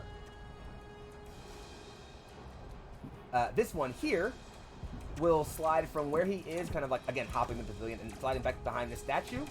He will lean over, shrugging aside the corpse of this bad guy here who's kind of just like leaned up against it. Shrugs him aside, leans down, and decides to just kind of, again, like, take that shot right across the way over at you, Lenora. Don't worry, you still got your covers, and you're not moving, and you know how this works. Wish him a lot of good luck. Hey, don't wish him too much luck. This rolls well, so. Well, doesn't matter. Not today. Yeah, he just, again, just putting out fire, but like as he kind of like stops shooting and like looks and like just sees like that shock of red hair, you can almost see him just be like just angry he's missing at this point. And that's it for them actually. Lenora, take it away. They keep shooting at you right before your turn. I wonder how that's like a bad idea on their part. I don't know. Well, they keep missing. The guy with the so rocket launcher. That's my target. Is the guy with the rocket launcher. Because that comes up and it's like, oh, that's a fucking problem. Let's see if we can deal with that. Let's see if we can deal with that. Which one was the one with the rocket launcher? What the one hell? The one on the bottom. What the my actual fuck? Uh-oh! No. So yeah, you go to, actually, you know what, it's flavorful. So yeah, you go to manifest your power, and like, this is weird. It's not a blocking. It's not like a physical blocking, but something about the warp feels, I hate to use such like non-dramatic language, but wavy. Just like it's shifting even more than the tides of the warp normally do. And it kind of just feels a bit too hard to focus on it, break concentration for a moment. So that first cast doesn't go through. But as I understand, that's a half action. You can go again if you want. To draw a weapon? Or Draw. is that considered a free action? I don't remember. I don't remember either, so we'll GM feed it as a free action because I don't give a fuck, and we'll deal with it later. I have a better chance of making my Psychana unless it really, really wants to be a dick. Ha! Much better. Fuck you, Warp. Damage. I've got control here. Oof. So yeah, he catches fire, like he ignites, and like while he seemed like he was kind of like, I hate to get like just bring in mechanics here, seemed like he was trying to aim with that rocket launcher when you were kind of like focusing on this. And you definitely, for lack of a better term, break that concentration as he just like immediately starts to like try to pat out flames on him. And he's definitely not dead. He is literally actively still on fire. Like, he is still burning and looks to be in a fair amount of physical pain. But he, like, you can see him anymore. just shakily still trying to, like, bring that rocket launcher up. Mechanically, you did break his aim action, though. Excellent. That all for That's you? it. That's it. Zig. I'm just gonna follow that up with a half aim, and I'm just going to try and draw a single round into this man, the burning man with the rocket launcher. Shoot it. Mind you. And Oof. nope, that's not gonna happen. Unfortunate. The din of battle is just raging a bit too much around you, unfortunately, in that one shot. It's like, it's a good shot, but unfortunately, just, I don't know, maybe you might do some slight recalibration to your optics later, because it nails the railing, just like in front of him, just directly, just like shatters it. That all for you, gonna be Zigster? annoying. Yeah, that's it for me. Half aim and the fire. Big K. Oh, that's me. Oh no. Alright, well. Take a shot at him as well. You going for? Are you going for him or rocket launcher guy? Because rocket launcher guy's here. Oh, he's the top guy? Sorry, I was confused. Just, Oh, I that's just fine. want to make sure you have full information before you make your choice. Cool. Good. Yeah, we're gonna try and shoot him. We're actually gonna aim more this time. So we might hit, hopefully. I believe in you. I don't. 1 second. We're gonna go semi-auto too, because fuck it. Do it. 4 is a pretty good number. Don't forget to take -10. Oh, well. It automatically adds it in. Oh. Your lack of faith may come to be your undoing. Anything else for you, friend? Or is that it? That's all I can do.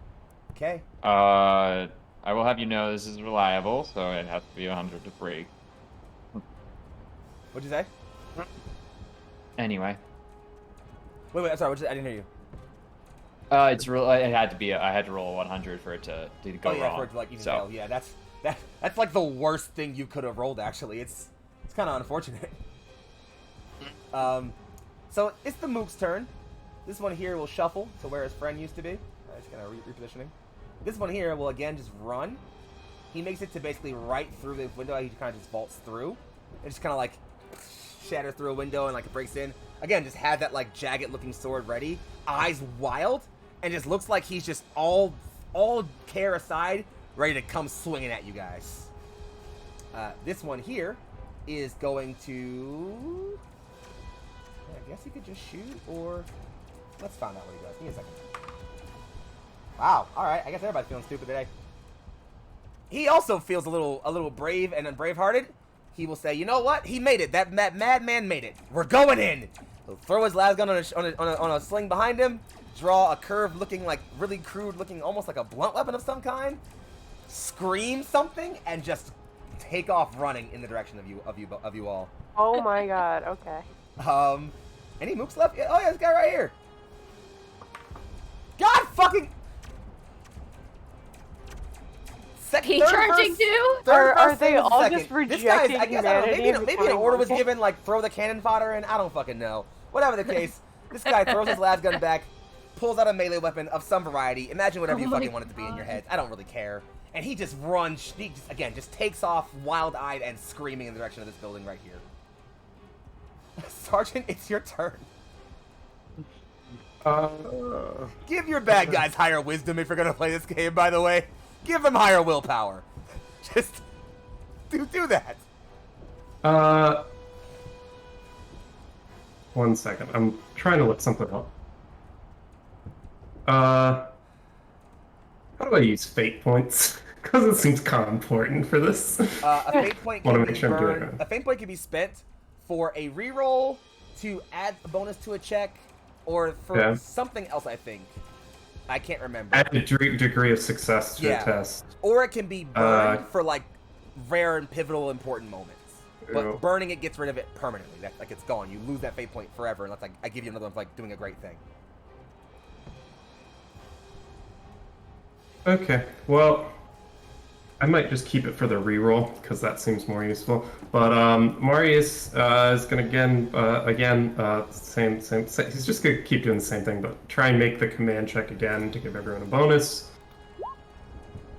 Succeeds on that, and then he's going to aim, and I think I have to do a semi-auto at least, which is gonna not improve my odds of hitting very well, but I think he wants to make sure this guy goes down. Again, aiming at the rocket launcher guy. Do it. That's a hit. Roll. Just a single one though. Yep. Roll damage. +6. I could use a fate point to increase my degree of success and get a second hit though. You could if you want to. Do you want to? I do.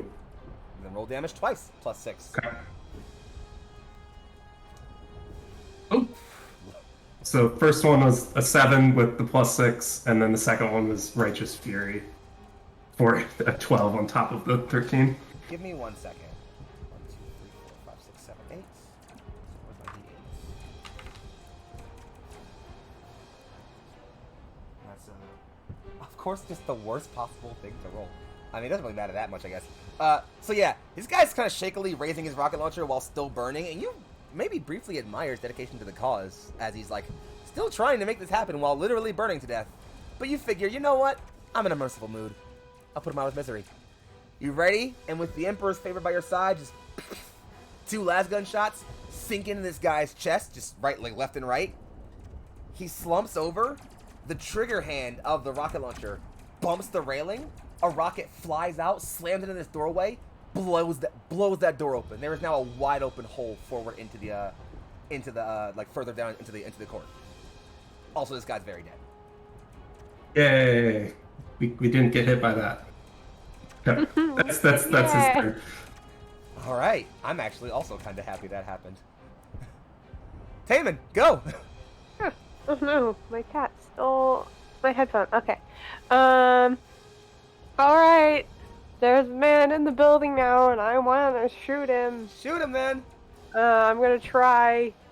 It's gonna be short range, probably, right? Definitely. Yeah, it's gonna be short range. And it's still not asking me if I want to add like my ally bonus, but just know that it's also with a +5.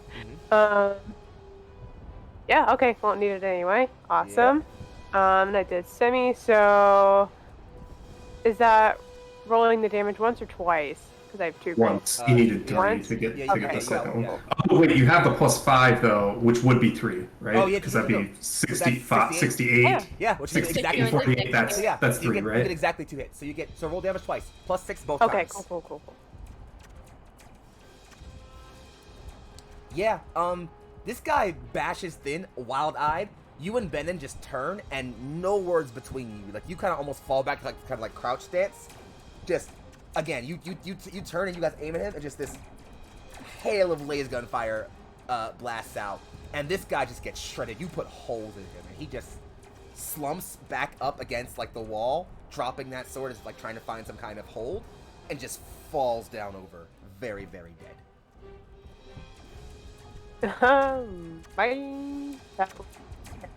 Well, so yeah, that's my turn. You got it. Elites are up, and there are only 2 left. So, let's see. How is this gonna happen?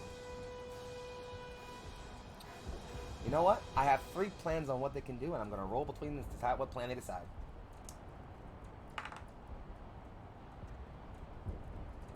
Okay. This one here will slide over to there.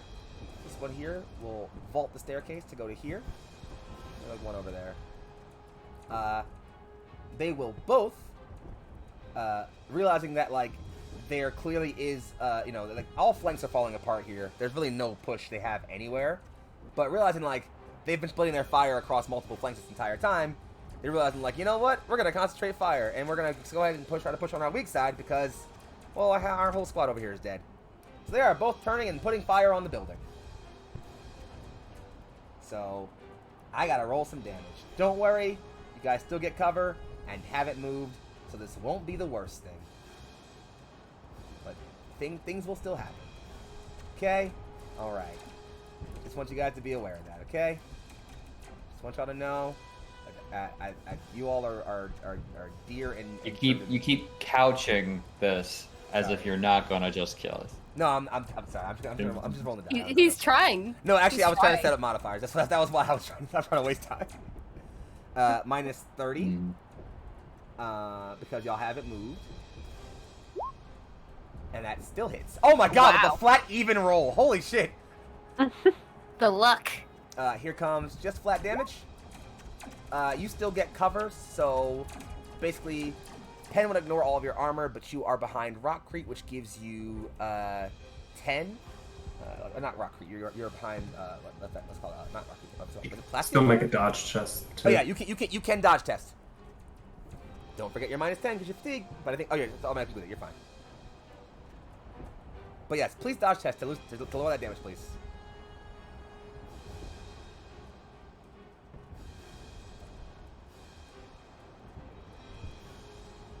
Yes, Yeah, you? Okay, I was just like, is it me? Oh no, Sorry. sorry. He pointed. He didn't say. Sorry, I had too many screens up, so I never got up. Oh look, you Nice. passed one of those finally. Yes. So remind me again how much you actually lower damage for one of those? Is it like by something every You just can avoid a hit. It is I can one avoid hit. my damage. Oh yeah. Oh well So then nice, you're good. I take 3 out of his degrees of success. Oh yeah, well then you don't take any damage from that. You're fine. Nothing happens. It hits the plasteel. You duck down as it's coming out, and it just hits the wall here. The other guy does the same thing effectively, still at minus 30. Their luck keeps up apparently. That's the problem. Is you can't roll it twice either because Yeah. you can only So- use one reaction. Damage, but he could roll bad on damage. He does not. So Turk, you take 3 more wounds to the to the head. Ed. Yeah. So I'm looking it up now. That's a 5. yeah, so I need crit damage 5 on head. Yep, right here. A blast of energy envelops the target's head, burning his face and hair, crisping his skin, and causing him to scream like a struck grogs. In addition to losing his hair, he is blinded for 1d10 rounds, stunned for 1 round, and takes 1 permanent fellowship damage. So yeah, I hate this part. Yeah, so I guess by an unfortunate consequence of just fate, you duck down from that first shot, and as the second one, you come back up. That second one just catches you, and it doesn't like hit you in the head directly, but it just goes across your face, and like catches your hair on fire for a second. It's bad. You scream out very, very loud, and you fall over back to one side. And yeah, Taman, you see all this happen. Thanks for catching that one, Flint. Flint is just wide-eyed right now. He doesn't have any words. Yeah. So the good there's news, gonna be so much to fix. that's the whole vet's turn. Go ahead, Lenora.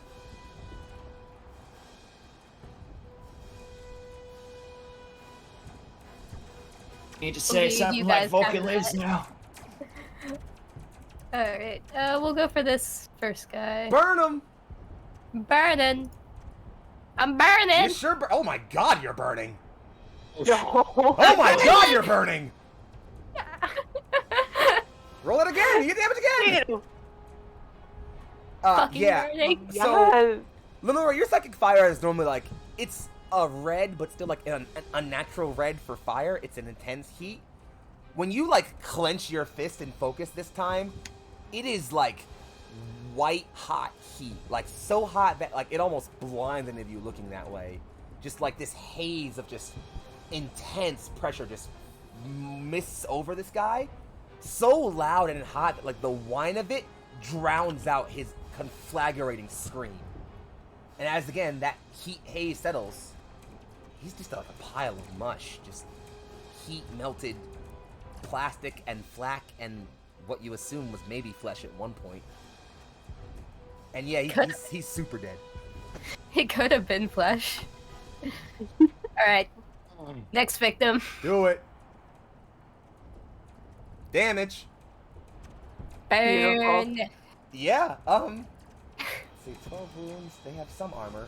So yeah, this guy is, so yeah, you catch him on, again, just like, kind of, almost like, with the wave of the hand, you just kind of pass that haze of heat over to the next guy. It does lose some intensity in the process, but it does still just singe him, and you see him, like, drop his last gun and, like, fall over screaming.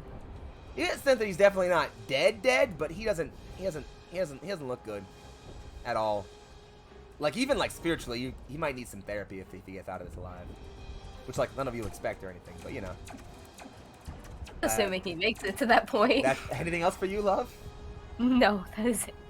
Give me 1 second while I have to roll a thing. Of course I roll for you on that. That's fine.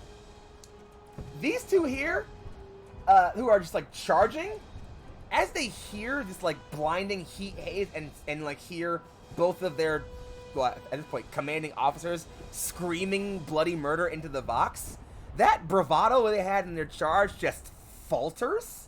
They stop. They look back to see the two remaining veterans on fucking fire. One already a puddle, the other one on the ground, and probably not long for the world. They just, like, one of them looks, like, really hesitant, like, kind of like just, again, just stop straight in the road, is, like, looking back and forth, panicked. This one up here drops his sword, or his, like, axe, and just falls over with his hands up. And the battle itself falls into, yeah, strange kind of quiet, actually. If there's any action you guys want to take immediately as this happens, feel free. Right, well, Tame is just gonna see, yeah, that guy is not encroaching anymore, just kind of holding his hands up and fucking bigger fish to fry. You just stay there and get the fuck out. And he's gonna try to. I'm already fried. I don't want. He does not move. Yeah, the guy with the one like he's just head down now. I'm just like either stay the fuck put or get out, like, cause I'm doing something else right now. Yeah, you're not even sure if he hears you. rolling Like his head is down, like he is waiting for the last gun round to enter his head. He doesn't say anything. He just stays there, just trembling. All right. Just hands Yeah, up. so long as he's not doing anything, I am just going to go about my business because that is the more important thing to do right now. Sure. Yeah. So Ziggy's gonna make his way around the tank. He still has the last rifle up, but he's kind of like switching between shot, targeting the two still standing ones with that are looking like they can actually attack, i.e., the Burning Elite and the Southern Charger. Oh yeah, you're pretty certain at a glance that, like, I mean, you do like a quick vital scan. Elite down here has vitals, but you're pretty certain he might have just passed out in shock. Like, I don't think he's gonna get up. Like, if just like all the wounds from being literally effectively half melted alive don't just claim him in a few minutes, he's not waking up for a while anyway. Effectively terminated threat. Ars is going to move up to that corner tactically with Remus, and just kind of, as they come to the corner, seeing this guy with his hands down still, just shoot him once in the head. And then he's going to start looking around for... it's quiet, and what happened last time when it was quiet is there was a sniper, so he's going to try and be keeping his eyes out. Okay, feel free to go ahead and roll some kind of like scrutiny or something to like look around for any threats you might perceive. But as you kind of like come around the corner and come up and put that round, it just, again, just side of the head, just catches him. He slumps over to the side, and yeah, he did. Is that scrutiny a challenging or a normal, or? I'll say challenging. Why not? And this guy here, I mean, you don't see much any external threats, but you do see as that shot rings up and kills this guy, this one here breaks and starts to run. And he's not running like towards the building; he's just fleeing, straight line down the street away from you all. If you don't do anything right now, Lenora, you're definitely in range. Burn in. Yeah. Yeah, you can roll Yes. damage if you want to. You don't have to, though. I think you Let's should. see. Yeah! There you go. The dice know. Yeah, almost like as a passing thought, this guy just, like, drops his shit and starts taking off running. And he just kind of turns, like, wave a hand. And you don't even see it. You just kind of, like, see, like, a quick flash of red inside your vision. Just hear, like, just, like, this horrifying scream that just falls silent. As, yeah, this guy just, like, as he's running, just, like, mid-stride, bursts into flame and becomes this, like, conflagrating corpse pile on the ground. Just, there's a new gout of fire over here. It's this guy's burning corpse. Casually vault through the window that was right here.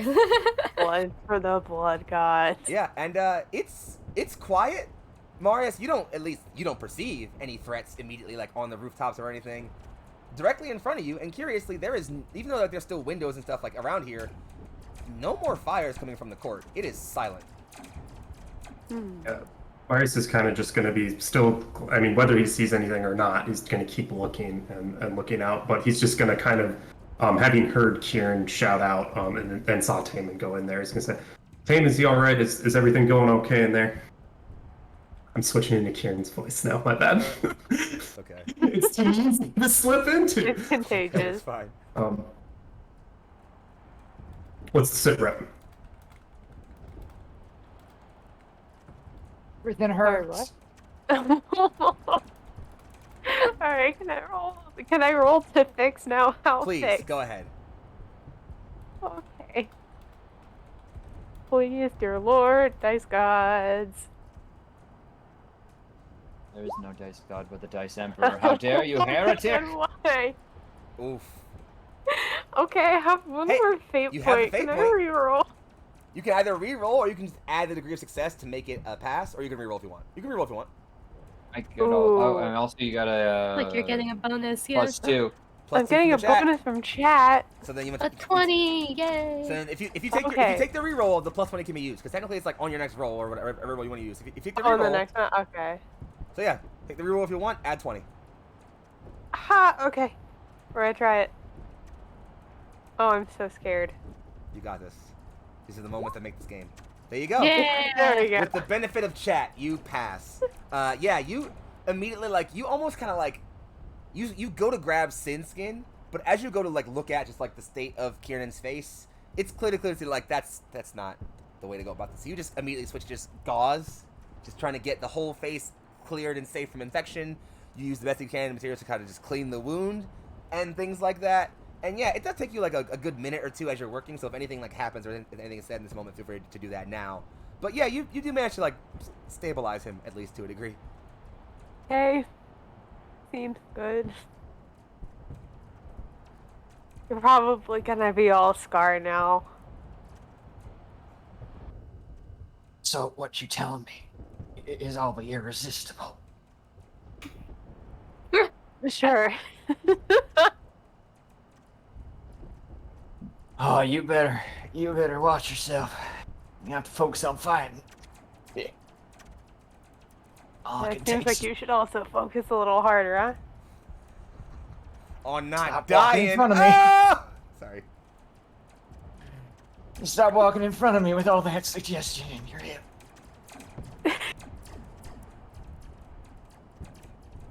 Okay. That only we- takes we- hot it's- shot blast gun. It's confirmed canon by Kiernan that baby got back. But besides that, but besides that important plot relevant realization, Two down in there. We need to get moving. yeah. I guess there's 4 of you in there, but I will say, and this is just like I don't want to put words on anybody's mouths or anything, but Taman, you might get the intuition that maybe just maybe it might not be a bad idea to let Kiernan sit for a bit. Did kind of just get his face fried a little bit, well, more than it already was. Yeah, we just went through a lot in that fight. Maybe we should sit for a second. There's a lot of buildings here. I feel like we could chill out for a bit. all right, Marius, cheering that. We'll go. I suppose we should hear from the other groups here. Remus, can you get them all up on comms?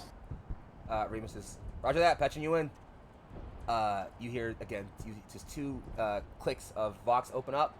He says, It's just 3-1, and then it's just 3-4. Good shooting out there. Thanks, you guys too. Appreciate the help. We got a couple wounded. We're gonna treat them. Wait for a little bit, and then we're gonna move in. Do you have anyone You fight guys have capable? any wounded alive on your side? Do you have anyone fight capable? Yes. Then let's gather up and push with whoever we have. If you have only 1 or 2 people down, let them stay and get wounded in one building. We can triage, set up a triage center for a while. Our medic's still alive. Our medic's alive too. We'll send them over. We'll set that up, but then we'll move in. Fair enough. And you'll see, just like, again, I didn't feel like gathering tokens because I was a lazy bastard. But like, just like from the buildings over here, some like, you know, a good, just like 5 or so, 6 total Imperial Guardsmen gather up. You know, some of them appear to be kind of, you know, carrying weapons or like ammo crates or supplies. A few of them are carrying, well, the bodies of some friends. And it's a little hard to tell. I think, and honestly, I'm only gonna even say that none of you would recognize it immediately because you're all kind of focusing up. But eventually, the squad medic for the other squad does pass in and just say, Dr. Fellblood, it's good to see you. And just like another medical aide comes in with their aid and start kind of like setting up a triage center, like laying out some sanitized rolls to like kind of like put the wounded and dead down, immediately get into work. Not really saying much. It's a very somber mood. But it's as people start coming in, one of the ones carrying the body lays that body down right next to where Kieran is stationed, and you both can, Kieran and Taman, immediately, definitely tell it's your friend from 3-1. Not Richard. Oh wait. Lana? Oh, Yeah, Lana's dead. Lon. Aww. There is a very evident round that's like heat cauterized, just going straight through like the right side of her torso. Looks like it was a quick death.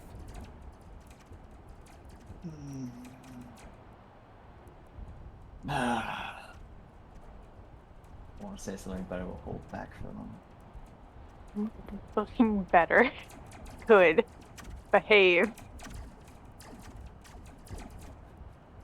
SMH. Yeah. But Kieran, as in, you guys kind of again peek around. Curiously, he's always been a quiet folk, but Flint's face looks gone. Kinda haunted, maybe. Just distant, maybe even. But you see the person who apparently seems to be acting as active command for Squad 1 or for 3-1, and just says, "We have taken some heavy losses, all of us. You all seem the most fight capable, so if you want to leave 2 or 3 people here as defense and also to get triage, those of you that can still fight, we'll push on the court while still quiet. Don't let any reinforcements gather us now. The Inheritor's here. We can't waste time." Yeah, and while it's going on, Marius is just going to get a couple people to point up different ways to covering while everyone's getting in. He'll agree to that, but he's going to first. He wants to go talk to Taman and Kieran first before we head out. Go ahead and handle that while I get things set up for the last part of the break. Go ahead. So he's going to kind of come in. Kieran's awake still, right? He's not like He's conscious. out. I am bandaged up. Yeah. He's on just face go and leg. look in and edit Taman and go, how's he doing? I mean, he suffered a lot of trauma, as you can see, but, you know, he's stable and everything. He can talk, he can hear everything that you're saying. I'm right here, don't worry. Yeah, he's right there. Need a little bit of regrouping, resting a little bit before we decide to push further. I need that chainsaw to beat back the ladies. I'm all scar tissue now. Taman's see getting you. feisty. You're in good Has to be able to spirits. keep her hands off me. We're moving in now. We're not. There's not a lot of time to wait. Oh, come on. You think you Oh, can go? You're coming. We need your shot with us. You're the best soldier we got. We gotta keep you with us. The medic from the other squad pipes up and says, "I cannot recommend that." He's just not. He's not. Marius is not listening. I'm leaving the choice to you, Kieran. But we're moving out in 5. He pipes up and says, looks over at you, Ben, and says, "I implore you, pull rank as a Medicaid officer. This man is not ready for combat." Oh, phooey. I always knew I was gonna go out in an explosion. Never said I looked pretty while I was doing it.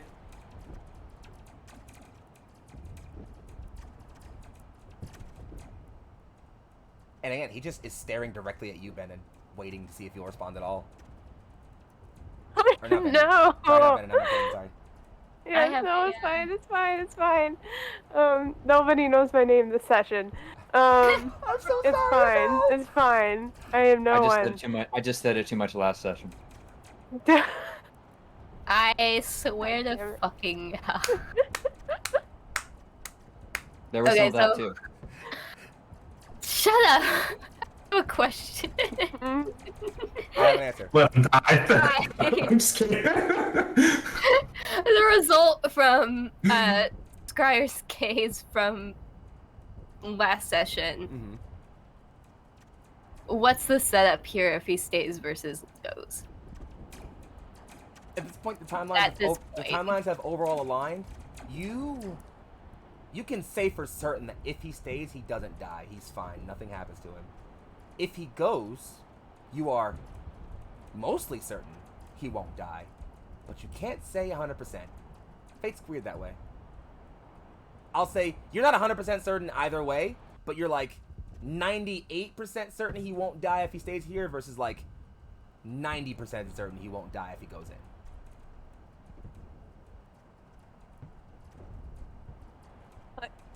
Okay, with my like medical brain knowledge, would I know how much rest is like really needed for him to be like more okay More than he's going had. out fighting there? Significantly more than he's had. He is. The other medic is not wrong. He is not combat ready. Yeah, he's not. I'll just throw a God little damn bit it. of input here as well. He is better off staying here. Yeah, Are we off with him staying here though? I don't think so. We're more than we're pretty much promised to succeed from this point. Oh, hell.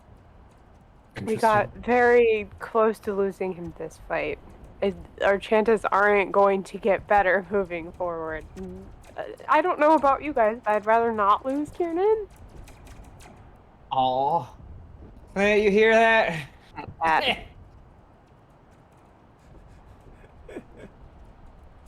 All right. If there's nothing else, then the last question I'll ask is, who among you is going, and who among you is staying? Should I stay or should I go? No, I'm going. Yeah. Yeah. Any of you who Ziggy go, is going to your see it at combat, the end. your comrades will come with you, yes. There's enough medical staff here. I feel fine leaving Kiernan in their care. I will probably go. So it sounds like only Kieran is staying amongst this squad, yes? Is Kieran staying? Are you pulling? Yeah, is Kieran choosing to Yeah, stay? it's like this Yeah, was the kind of like sad your thing rank. is- It's like you Yeah, really shouldn't. Yeah, the sad thing is the Imperium's a little weird when it comes to medical consent when it comes to its soldiers. While a medical officer can outrank even like some of the most highest ranked military officers, ultimately personal consent outranks literally everything. So Kieran, if you say I'm going, none of them can stop you. I think he's gonna try and get up on his bum knee and go. The medic think looks he's gonna- shocked, almost saddened, but as you start moving, she does come and help you get up. Well, who the fuck else is gonna throw a fucking crack grenade? Alright, well hey, that makes transferring you guys over to the next map easier. So, with all entries covered and a large hole blown into the front of it, you all pierce into the court. There are some data clerks and admin officers who were either shoveling supplies or maybe trying to get some last minute data off of data stacks or things. They all freeze as soon as you guys walk in. They just stop. They don't move. They just drop crates, stop whatever they're doing, hands up. They stop. They don't do anything. Most of you keep moving past them. Every now and then, someone just shoots one of them for, well, you can't really decide a reason. They just put a hole in one of them at some point. No orders given, just happens. No one even say anything about it, really, unless one of you do.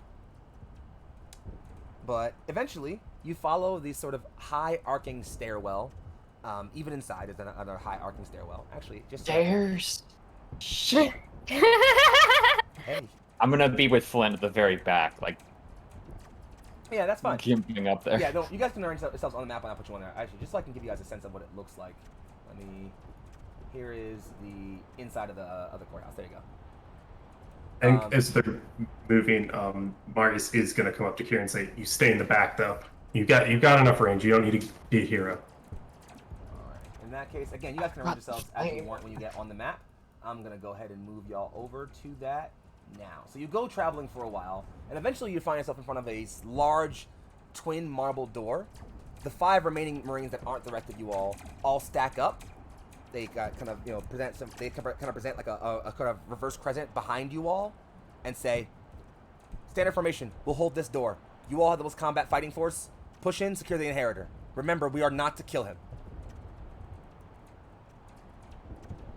And as you walk up to that door, there's a tactically executed maneuver as you kind of burst open that door. And as you fling open the door, you are immediately hit with just this very, very austere sort of ambiance, as despite the very, very simplistic looking, atmosphere of everything else in this place, this one room back here looks fancy almost. Just like very, very, just like, yeah, very, very, very, like, fancy, well made, and like, decorative.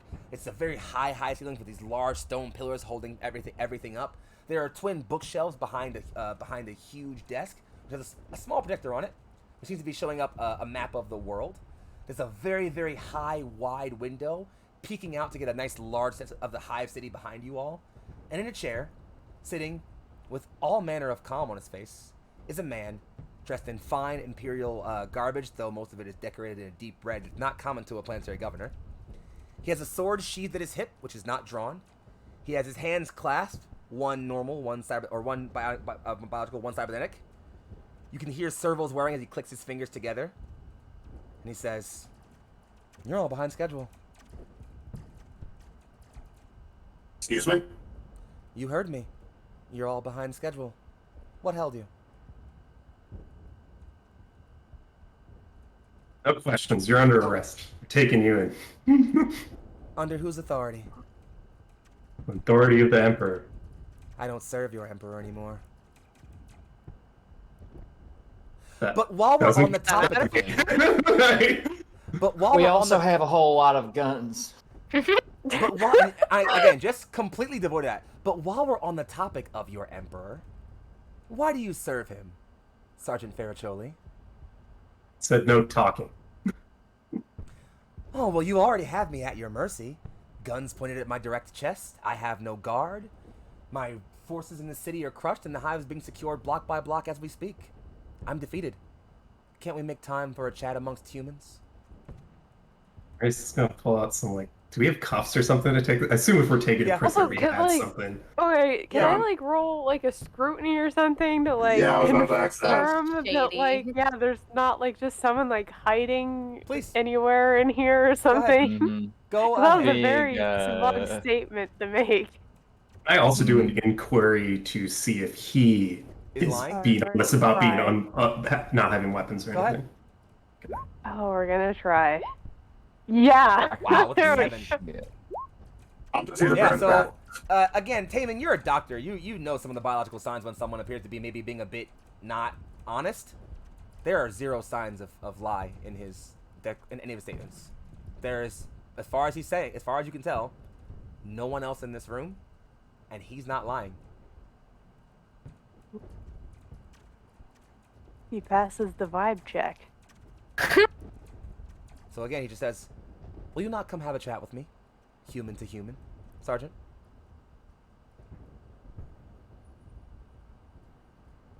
I don't know what your game is. He's gonna throw him the handcuffs and say, "Put these on." He'll hold his hands up as you come close, Yep. let you put them on, Sure. and unless you do anything else, he'll just kind of put his hands back on his desk and just say, Alright. "You now have me quite literally restrained. I can't even reach a button to call for any security. Will you chat with me now?" You can talk when you're talking back. That's fine. And he's gonna. I think he's just gonna like grab him. Like, let's leave him. We're gonna make the evac point. Because Yeah. I assume it was capture him and there's a leave plan, right? Mm-hmm. Yeah. So you grip him up by like an arm and like his like very Yeah. nice robes and just like lift him. He doesn't resist. He lifts up and says, "Oh my, are there not imperial creeds behind parlay and how to treat an enemy combatant when you capture them? This just seems, well, just breaking protocol." Is it breaking protocol? Is there? No, It's you're not. No, you're not. He's Yeah, completely no, he's Okay. just trying to He's just buy bullshitting time. is what he's He's doing. bullshitting. beyond Yeah, so understandable. while you're escorting him out, Zeggy's going to be approaching the desk. He's going to be rifling through all of his papers and computers and whatnot. As you come up and you pass him, Ziggy, as you walk by, you all hear him chuckle. Just, you fools don't even know why you're here, do you? Should we pre-direct orders? No, Here for you. you scar-wrecked idiot. I don't mean here in this room. I don't mean I here slap him. capturing me. He takes the slap. He smiles wide and says, "I mean here on this planet."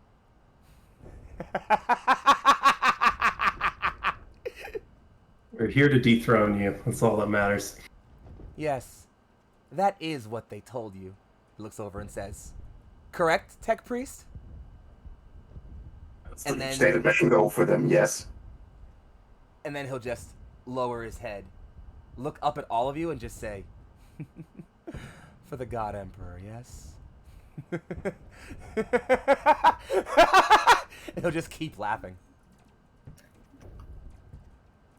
He's gonna turn to Marius is gonna turn to Curious and to Kieran and just say he's looking at orders to keep him alive, or would have executed this heretic already. Right, but does all of him need to go back, or? Ah, yes. Yes, yes, it does. He gets loud and says, Oh, "Ah, no, yes. it doesn't. Let that Unharmed. bloodthirst slip. Defy an order. It only takes once." You'd be surprised how much of the human body can survive. But as I understand it, you've already broken orders once, haven't you all? This is all so comical. I'll enjoy watching the way you all scream when it happens. You felt it, haven't you, witch? The shadow? The creeping? Don't you call Tame a witch? I'm sorry. Do you know what's coming? Or are you as blind and dumb as the rest of these idiots here? Shadow hanging over him. Nope.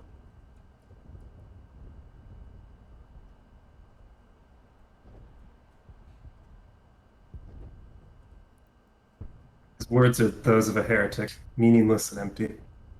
Don't let them bother you. His eyes widen, and he says, "You really don't know. You all haven't put it together yet.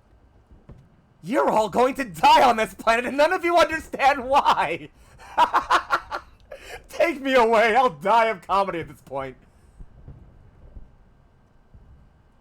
Maybe that'll get him to shut up. And as you start dragging him away, he does. He starts dragging him away. He keeps like laughing and chuckling and murmuring. You get the sense that maybe this guy's a little bit on the unhinged side, just a little Exactly, bit. he's just a crazy little. old man. And- It's fine. Heretic, The last thing he says before he sputters off into just whispering and cackling and laughing every now and then is, "For the many-armed emperor." So, The shadow falls over all of you. And that's the last thing he says. So if that's anything super urgent, we'll assume that you all are able to get him to a solid evac point. No serious threats chatter or harass you. You're keeping your guns up as you're clearing the streets, moving back towards your evac point. No, you don't really find any more contacts. Maybe one or two stragglers, but nothing you can't quickly put down in a hail of bullets and dedication and faith. But as it all, you get him back onto the ship for evac. Comms do chat up and say, you do hear command comms. It does kind of go over like general comms, so all of you can hear it. It says, 3-2, check in. We hear you loading up for evac. Do you have your target? Affirmative. Breathing? Affirmative. Splendid work. Mission accomplished. Casualty ratings? For our squad, they mean for our squad, right? Yes. None. Wonderful. Return to base and stand by for a bit. And then so you hear your pilot kind of click over and say, "We're not heading back all the way to our initial operating base, by the way. We're setting up ground in the city now." Sounds good. And I think with that, it's probably a really good time for us to grab a break, huh? How's that Yeah. sound? So with the battle, the siege of Hive Nexus done, and seemingly everything taking its time and working out the way we wanted to, we're gonna go for a quick break, give our players some time to recover from what just happened, and when we come back, some recuperation, some retro action, I don't know, and maybe some realization. See you All is well. in just a bit. Goodbye, everybody. All is All well. is not well. I lost my hair.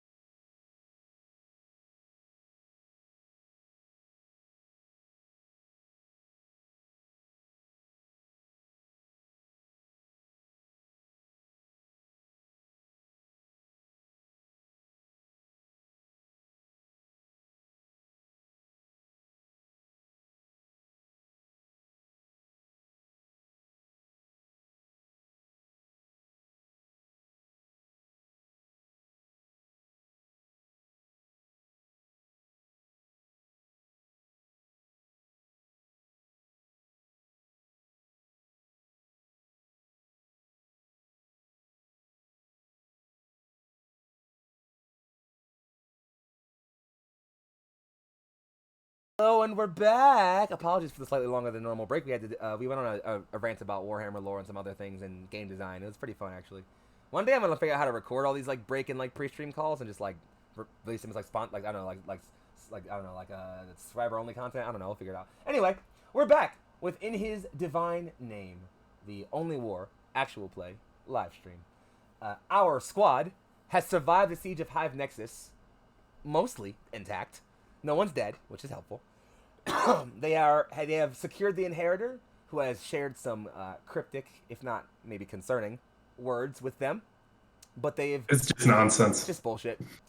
Yeah. Don't worry about it. But they've It'll secured be him. censored later. They've secured him. They've locked him away, gotten him safely, elsewhere. And now they have boarded their Vulture dropship, and their Valkyrie dropship. They are on their way back towards base, and you can kind of hear the sound of battle just petering away. The distant sound of artillery explosions from barraging has basically just fallen off. You don't really hear that anymore. There's no more artillery fire kind of peltering this region anymore. The ride is pretty straightforward. You don't deal with any flak or anything like that. You land back at base, and there are immediately like a bunch of, and so as you land back at your new forward operated base, you don't travel all the way back to like your old base because you don't travel that far. Instead, you land at what appears to be a very, very large, what might have been at some point like a library complex, perhaps, but appears to, with itself and the other like larger university complex attached to it, the sort of the whole campus as it were, appears to have been made into a forward operating barracks or base for the sieges, the forces at siege here. Definitely not everybody. You can definitely see that like most of your company, of your regiment is here, as well as some other companies from your same regiment. Some of the infantry companies are here, and one of the tank companies and their vehicles are stored in like a massive playground / parking lot, just like a parking lot or a playground full of Lehman Russ battle tanks and Chimera transports, and even a couple of dropships and vultures that have just kind of like settled down into like this like makeshift airfield / barracks. However, as you just sort of land, you open up, and to your left is this large triage area that is just packed. There are sanitized blankets down on the ground, and another larger tent up, which you can see already filled with triaged blankets and beds. There are Medicaid facility in their white and red uniforms. Some of it you definitely know is the red of the uniform. Others is a much deeper, rustier crimson. Just running around back and forth nonstop, just trying nonstop to sort of run around and gather triage people, tend to wounds. You can see people with bone saws going at certain individuals, and you definitely think that there might not be a good supply of field anesthesia running around, because some of these people who are having limbs torn off, you can see are still screaming very loudly and writhing around. It's a scene of, for lack of a better term, absolute chaos, honestly, just as this, and so as soon as you guys land, a couple of triage workers, who you assume are probably handling new arrivals, they immediately run over to your vulture and your Valkyrie, and as that ramp descends and lowers itself, I thought for sure I had a sound for the door coming down, but I don't. It's okay. So as that happens, the door just lowers down, and they immediately start ascending the ramp. Just, can you all walk? Are any of you injured? And they look over and see the Kiernan just covered in bandages and looking worse for wear, and the two of them just immediately run over to you and try to like help you up, like shoulder on each. Let's go with the flow. Let's go with the flow, Kieran. And yeah, they lift you, like kind of like shoulder wise, like you're kind of like, you're still standing, obviously. You're kind of like kind of limping a bit. They just start taking you away down towards triage to be taken care of. Are these like nurses or type of medic? They're a medic facility, yeah. Yeah, so I think, is there probably like a doctor with them too or something? Yeah. Marcus is just be like, you take good care of him now. We'll get him combat functional as soon as possible. Emperor, be willing. Are any of the rest of you injured, even in minor ways? I point at Benin. Benin just says, well, doctor, your work was so clean in the field. Oh, no, we lost them. Oh, no, it's fine. They're back. We fixed it. Everything's fine. Everything's fine. It's fine. Everything's fine. No one panic. It's all fine. I couldn't hear anything, so I had to. But we fixed it, right? Oh. Yes, it's fine That's now. what's more important. Okay. Yeah. Good. That's all that matters. So we got that fixed, and you can. So they kind of. Ben in this Leon says, Well, your work in the field was so efficient, Doctor. I almost forgot I was wounded. But he does kind of like pick himself up and like start to hobble over to triage. The doctor himself does kind of like kind of offer him some assistance. And yeah, the rest of them just wordlessly just shoot back over. The doctor does pass in and just say, "Head into the main hall for input and to be given your barracks." And that's sort of it. Other than that, so what happens from here is you are all allowed to sort of go in. You settle in, and there's almost in a very uniform fashion. Not much is said to you. They kind of just like attendant checks in and just says, "Squad destination." You give your destination 11532 sort of Damocles. They check. Mission objective: secure primary target. Status. You just say you have a couple of stormtroopers in like really heavy Karkson armor with their hotshot las guns and their like packs already like live come up. They gather you. They take him from you. Like they just wrestle him from you. He does resist a little bit, and one of them just like cracks him with the side of their las, just right against the side of the head. He hits the ground. They pick him back up and just drag him away. And one does stop and just offer a salute. Just fine work, Sergeant. Thank you. And they just turn and they again just turn away and march back down the hallway towards what you assume is probably like some sort of detention cell or maybe a torture room. You don't really know or want to think about it that much. But again, once that's done, it just says, "All right." He presses a few buttons. It says, third floor, two halls down. Take a right. And Is that for a debrief or for? It's for your barracks. There's not a debrief for barracks. You're all just taken, like you're just sent to your barracks immediately. And so you're sent there, and basically, effectively, you're kind of the way this sort of works. And you all would know this based on Uniform the field manual. With a thing like this, especially when it's the official way it's written is after a very intense battle or a very like long protracted battle, it's typically common for squads to just take the time back at their barracks to recover for a bit and to be brought in to debrief one at a time whenever the brass is available, basically. But you all would know from either whispers that like it's not really when an intense battle happens, it's when there's a fuck ton of casualties. But regardless, no one really says anything about that, and you're just told you have time in your barracks, and you're told to wait for debrief.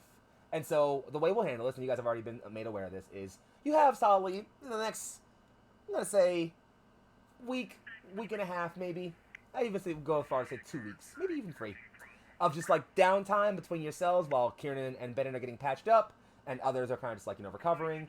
At some point during that time, you will be called into debrief, and we'll handle that when that happens. Don't you worry about it. But outside of the sergeant, who I have plans on, who I have to, we'll talk in just a moment. Don't you worry. If anyone besides the sergeant has sort of a thing they want to do or a moment they want to have during this downtime, any point during this 3-week downtime, speak now or forever hold your peace.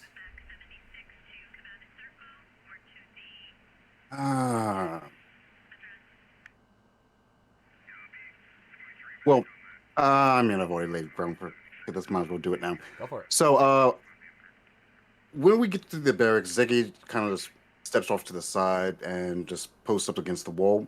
And out of like some random pocket from his robes, he pulls out this crystalline card that seems to hold a pressed rose in it. There's like a slight click as he presses something on it. It flashes white a couple of times, and he just pockets it back away.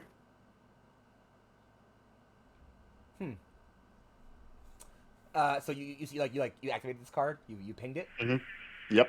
So you send out, and you can kind of feel through like the sort of binary senses you have that signal kind of just pen out, start pinging all across the the local Vox networks all around. It does leave planet, actually. It does pop up, and sort of you kind of can feel it end up. You can't really tell where it's possibly in system. If it is, it's like at the edge of the system. It's also possibly not in system, but maybe in a nearby space system. But it does travel pretty fast, and shockingly, almost immediately, you get a sort of reply ping.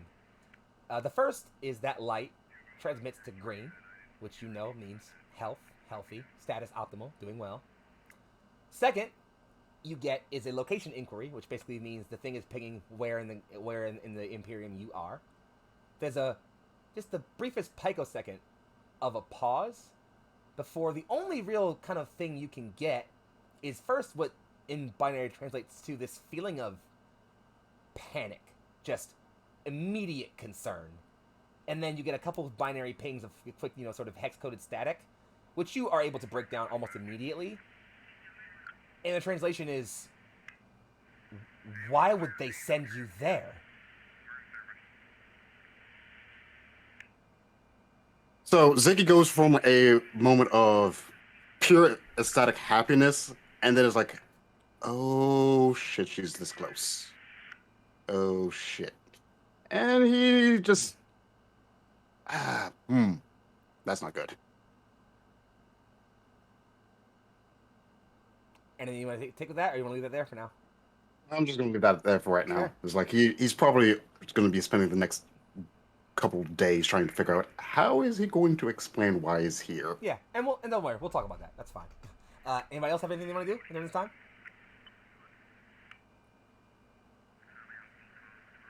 Get healed. Obviously, get patched up. So yeah, Kieran, and these are not the well-kept, sanitized Medicaid facilities that you're used to at your original operating base. This is a bit more ramshackle, kind of ad hoc, but they're functional facilities. They're still all the relative tools and splicing needles and things needed to get you patched up. There is, and this might find it a little bit creepy to you. There's sort of like a for lack of a better term, a skin bank that exists for incidences like these where a guardsman has, flesh cauterized. It's actually much more common than you think. Lasgun accidents happen a lot. And so they actually tell you as you're getting patched up, just deep breath, trooper. Your vitals are stable. We're going to get you patched up. You're going to be here for a little bit of time, but we can probably fix that face of yours. For the best. Really felt like saying something like Vulcan lives right about now. And yeah, so, and I think this is actually going to be a fun thing. And I'm willing to kind of like skip this forward for a bit. That's a great joke, by the way. I'm sorry. I wanted to keep it going, but that's a really fucking good joke. God damn it. Okay. So, time passes. It's almost the maximum of your 3 weeks of downtime, right before you get called in for debrief, Marius. And we'll try to that scene next. But eventually, Taman, you're passing by the sort of medical tent, and you decide maybe you'll go check in on Benin. And Benin's doing well. He's been out for a while. He's actually been pretty much fully healed up. He's still kind of recovering, but he's using his downtime to kind of like help out with some of the more intense medical procedures he can help out with. Just offering his services here or there. He just says, "Oh, doctor, it's good to see you again. Your timing's actually strangely convenient." Oh, so, and I'm glad you're doing well. He just smiles and says, "Well, thank you. Your boyfriend's leaving recovery soon." Okay, I don't know if I would call him that, but good to know. Apologies. You eat a sniper bullet and you get a bit more. Well, it's just... You change. It changes a man. Nonetheless, if you want to go see him, I believe he'll be leaving that tent over there in, any moment now.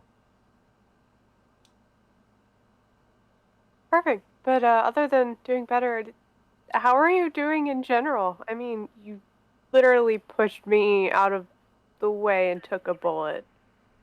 I know it's not just physical. He is working on kind of like sanitizing some tools. He sighs, puts them down, and says, "I hate this war, Doctor. I hate everything about this. The people we keep killing, the innocents we keep walking past the bodies of. I hate this. But if I have figured out one thing amidst this deployment of ours, it's that even amongst this grinding, unfeeling machine called war, there are those with good hearts, those who should be able to escape this madness alive. You are one of those people, Doctor." That means a lot. I mean, as are you, and you have other people to live for. I know you mentioned it. Maybe you don't quite remember because you're losing a lot of blood at that point. But you have a lot to live for outside of this, and I know that there are so many other people that do as well. People say war is hell, but no, war is war. It is worse. It's worse. So we just have to get as many people out as we can.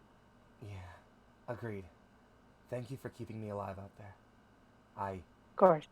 I took your words to heart. He kind of just paused for a bit. I sent that woman a Vox message. Have you gotten anything back yet? unfortunately, in the front lines of war, it's hard to tell right now. We haven't gotten our usual transcription response yet. There might be another week or so before that happens. So, no response yet, but hopefully Keep soon. me posted.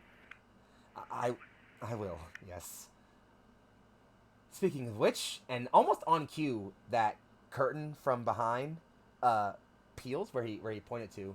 Kieran, you walk out of like your tent. Your bandages are all removed, and curiously, more than anything else, there are no scars on your face. It is as pristine and handsome as the day you were born. Well, that's not too handsome. That removes he's- the fellowship penalty? Yes.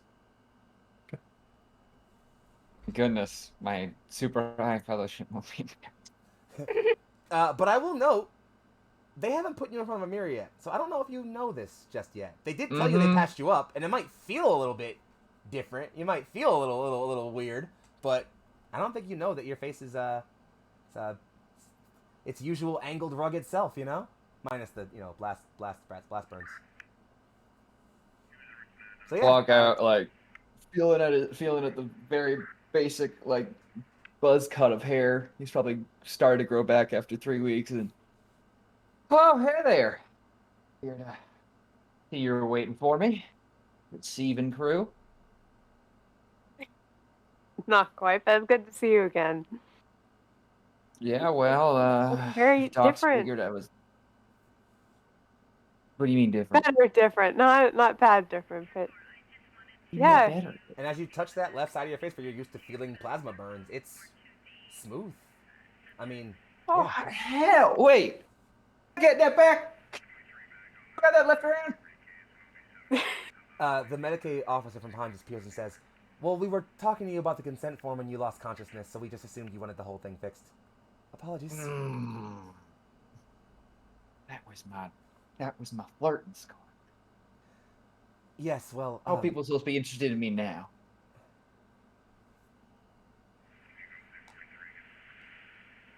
yeah, the medic kind of just says, and just kind of like hides away, just. Here is the nearest plasma gun. I need to overcharge something. No. It's fine. It's fine. There, we're probably going to get into so many more scuffles and things. Just keep this. They worked very hard on it. Plus, that just means you're gonna have to make the most out of any other redeeming qualities you might have. I'll have to find some, but in the meantime, guess I can look forward to more scuffles with you. And that is, come on now, we're in public. Anyway, I'm gonna go find Flint and let him know we're all right. Make sure no one's stolen any of my good grenades. Has that for 3 weeks and re-requisition all your stuff. All right. Whenever you need me. Of course. And yeah, you two are let off to just split. And if there's nothing else, then I want to do two quick things. The one thing, as you go to look for Flint, can you give me a quick, some kind of like insight, scrutiny, investigation, something like that, real quick, Flint? Just doesn't matter. It's not such a big deal. Take a +30 on it though. And while you're doing that, don't worry about the roll. We'll figure it out in a minute. Let's cut to our sergeant real quick. So, about 2.5 weeks into this, you get a calm sergeant, and you're told just like, don't worry about it. It's fine. Faracholi, No. you're needed for a debrief. Roger, I'll be right there. First floor, atrium. You come you come down and you leave the floors. Remus is with you because he usually attends to you with these things. You guys walk in. Some stormtroopers are still like there, kind of keeping a guard up. At the back is Commander Seston, with unlike his he still has like his usual like kind of like almost concerning smile on his face, although it does look a little bit darker and wide-eyed. You can see like some scar of like as if something sharp went across like some parts of his face. There's like one up here and like one like across his nose. But the most obvious thing you notice is that his very, very nice looking commander's jacket, the left arm is flopping loose. Don't get so damn wide-eyed, Faracholi. Caught a bad plasma cannon bolt. I'll get a bionic soon. I'll salute him.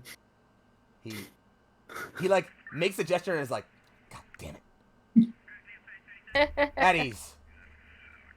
Yes, sir. Well, you gonna stare at it and tell me how the mission went.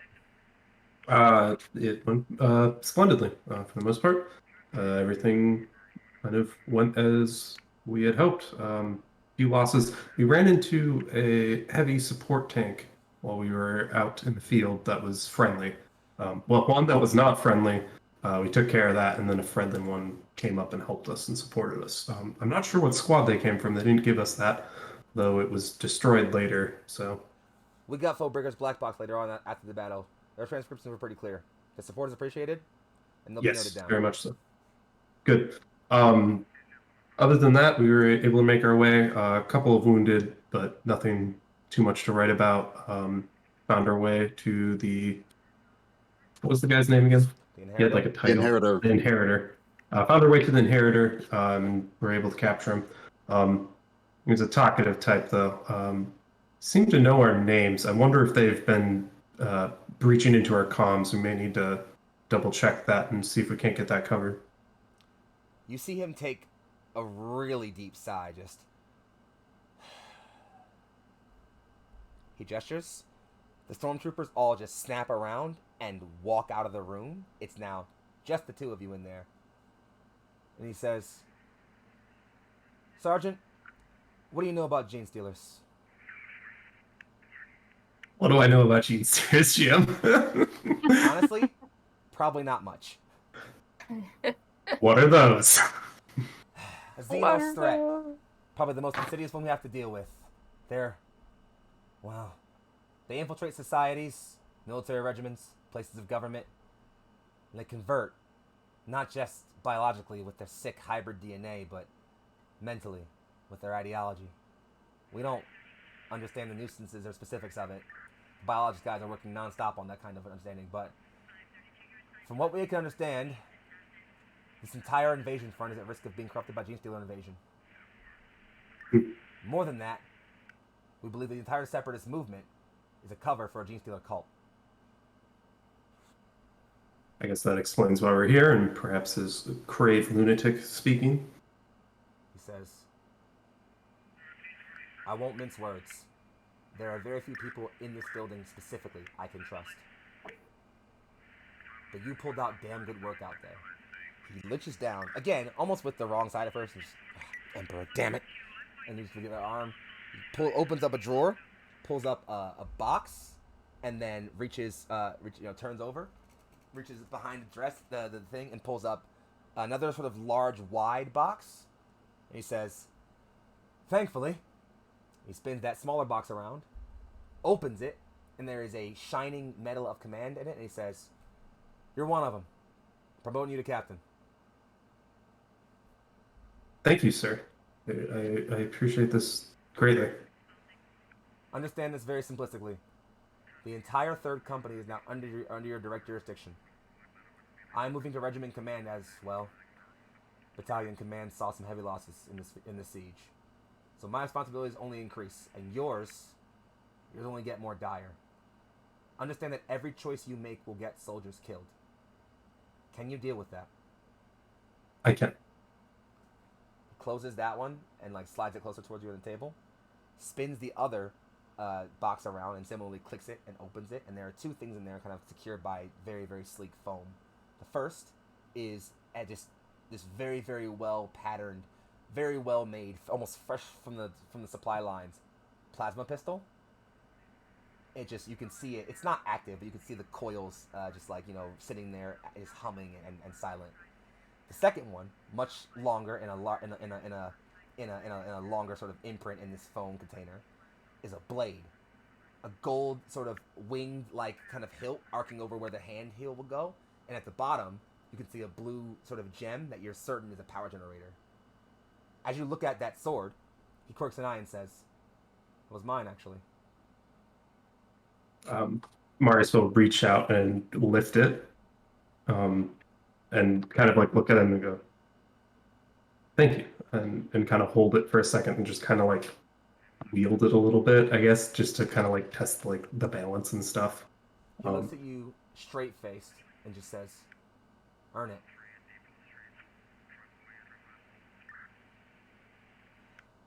I will do my best. All right then. Now that the melancholy is dealt with and we've also handled all the drama and circumstance, let's get to the nitty-gritty. We all have been on standby for about 2.5, giving 3 weeks. I've checked Medicaid records, and both of your 2 active members should be, or both of your 2 non-active members should be out of Medicaid pretty soon, meaning you should be at full strength. However, we're having some logistics changes. So, your squad's getting some help. He kind of presses a comm button, says, "Send her in." You see just a shift. It says, and she says, "Reisman here was in 3-1, but they took some pretty heavy losses. The squad's getting disbanded. So their members are being moved to other squads to fill out things. The reason why your squad's getting an extra member is, well, a dead change. You are officially Squad 1 now. Sword of Damocles is now 13-3-1. Keep that in mind." Will do. Oh, sorry. I actually made a bit of a mistake. Yeah. Sorry. Actually, not completely ignore that last sentence. Yeah. So yeah, you're totally in charge of command now. It just says, "Don't be shy. Introduce yourselves. And why don't you go ahead and you tell me, Purple, what does this new soldier who walks in look like? How do they respond? What's their demeanor? Give me all that real quick if you don't mind." That's a good question. So it is a woman, a little bit older, but not like I don't know, probably in her mid to late 30s. She kind of comes in with long brown hair, or I guess cut back brown hair, kind of like shoulder length, and she kind of does a curt salute, and Marius will kind of wave her off. But for the most part, it's stern, but also the look of I've kind of seen some shit because my whole squad just got wiped, but willing to be part of the team and kind of putting on a face of I'm a soldier. I'm gonna salute you and I'll serve for the most part. Cliff regimented salute, just kind of salute you've seen like it's been very practiced. Cliff salute just says, Captain, ready to serve. At ease. Good to meet you. I'll walk back with you to our quarters and introduce you to the rest of the squad. Roger, sir. I'll wait outside. And she just turns, walks back out the door, and closes it behind her. Let's quick cut over to my dear friend Kieran. Kieran, you didn't roll super well on that scrutiny check, but it's all right. I think everything's fine. So you spend some time looking, and it's hard to find Flint. You go check your guys' barracks. He's not there. You go check some other places, check like the mess hall and the Medicaid tent, see if he's waiting for you.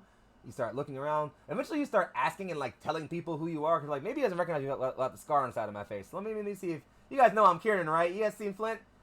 And eventually, you pass some people, and you kind of guys look and say, and one of them goes, "Lapata, you look better than you did when you got here." Look away my scar, man. I don't know. I don't think it's a bad look. I'm sure that medic doesn't mind. Didn't seem to. Couldn't. Ugh. Man. Anyway, you look troubled. Looking for something?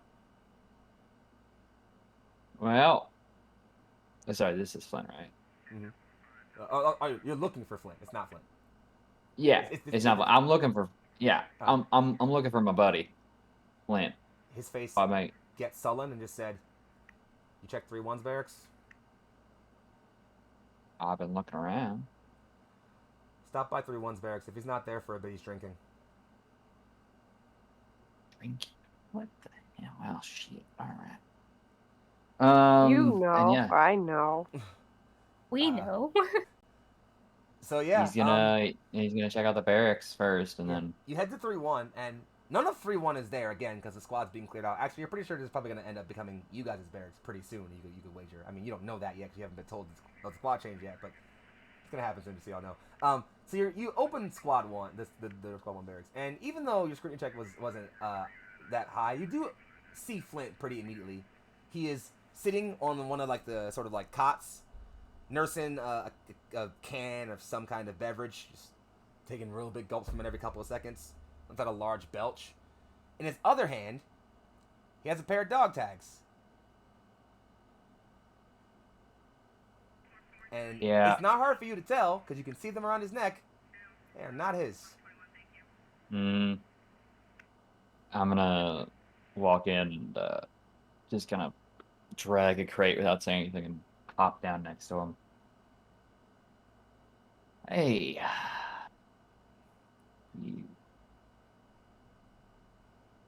Very slowly, he picks his head up, and you can see the active evidence of not only prior tears, but more forming. He looks at you with the saddest smile you've seen on his face in a very long time and says, "Should have said something sooner, eh?" Yeah, well, can't say, like I said, man, we're June flies out here. Yeah, June flies, huh? Or May flies. Sure, about two now. Which are the ones that fuck and then die. Yeah. At least one of us, checked every box before we go, right? It's true. He looks at you Right. and kind of in a sad, resigned look just says, points to himself and says, "Yeah, never." Well, I almost checked all the boxes, so can't really complain about that too much yet, so. Yeah, I guess you got me there. Oh. Yeah, don't make out with the last round. Didn't go well. Gotta say that looked painful. I was worried about you for a good minute. Yeah, well, I heard there were going to be more scars, and the guy pushed me through. Says, he actually kind of like pulls a hand, kind of like flicks your face a bit and says, "Might have worked out for the better for you overall, huh?" Who knows? Too smooth now. Ah, I think you're cute. Ah, well. He then drunk. just sits back, looks up, real quiet for maybe a good minute or two.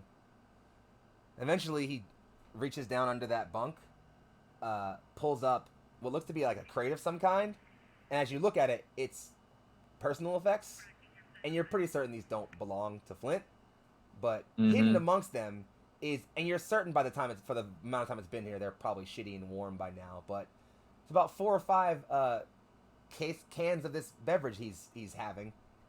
He digs through all of them, picks one up, holds it out to you. Yeah, I'll take it. He just throws the one he was drinking off, grabs another, cracks it, holds one up, and just kind of holds it up to you. Clinks it, and just wordlessly, he just starts hammering that one back. And so, is there any other critical moments that my players would like to have? Real quick, just out of curiosity. He'll say Marius, and I don't think I said the name of the. Did we say the name of the? I said her last name is Reisman. I didn't give her the first thing she told me. Yeah. So on the walk back, I mean, he'll introduce the new soldier to the whole group as Cornelia Resman. That's about it. So. She's kind of sad. Just Reisman, Cornelia, pleasure to serve with you all. They're back at you. Yeah. And at this point, it's been a full 3 weeks. So, Marius, if you want to inform the squad of like what the changes are yourself, feel free to do so now. Oh, you want me to? Yeah. So after bringing her back, he'll just kind of have a little bit of announcement. So Cornelia is going to be joining us. We are taking over as Squad 1. So we will be 13-3-1, and I will be acting captain of our regiment. Our previous captain has been promoted. We will be resting up for the next couple weeks, and then we have a mission to roll out to when we're ready. Let me know if you have any questions. None right now. Congratulations, though. Thank you. Does this mean we get better equipment? I can't promise that. Yes. Oh shit. Yeah. The voice of the Emperor himself enters into your brain, and all of your head, you just hear, "Yes." Ah! Ah! But Marius isn't going to say he can promise that. It'll be a nice surprise later. So your next few missions, the last you have in your regular old squad equipment, is mostly just routine patrols and sort of anti-insurgent actions. A lot of it's just weeks spent patrolling the streets, occasionally having a group of angry citizens throw things at you or shout curse words. There was a particular incident that happens where you're in a convoy of your chimeras. You're in your chimera transport, kind of like, walking inside of it as you're doing a routine street patrol. When an ambush happens, a rocket flies out, hits the chimera, blows it the hell up. You break into a firefight immediately. And there's sort of initial trading of fire. Eventually, you see people coming out of, like, wrecked buildings and from tied spots. They're not taking cover, though. They just have auto guns and las guns and whatever other shitty homemade weapons they can have up, blasting away as they are running at you, screaming this din of different things. It's not an organized chant. They're all screaming things. But as you kind of hear this screaming continue as they're running at you and you're cutting them all down and you're fighting off this terrorist action, you realize the things they're all screaming are names. And they're all kinds of different names. None of them are uniform, just names. And they scream these names at you as they run and fight and die in the droves as you and other squads cut them down in efficient lasgun fire. It's not a bloody or difficult fight.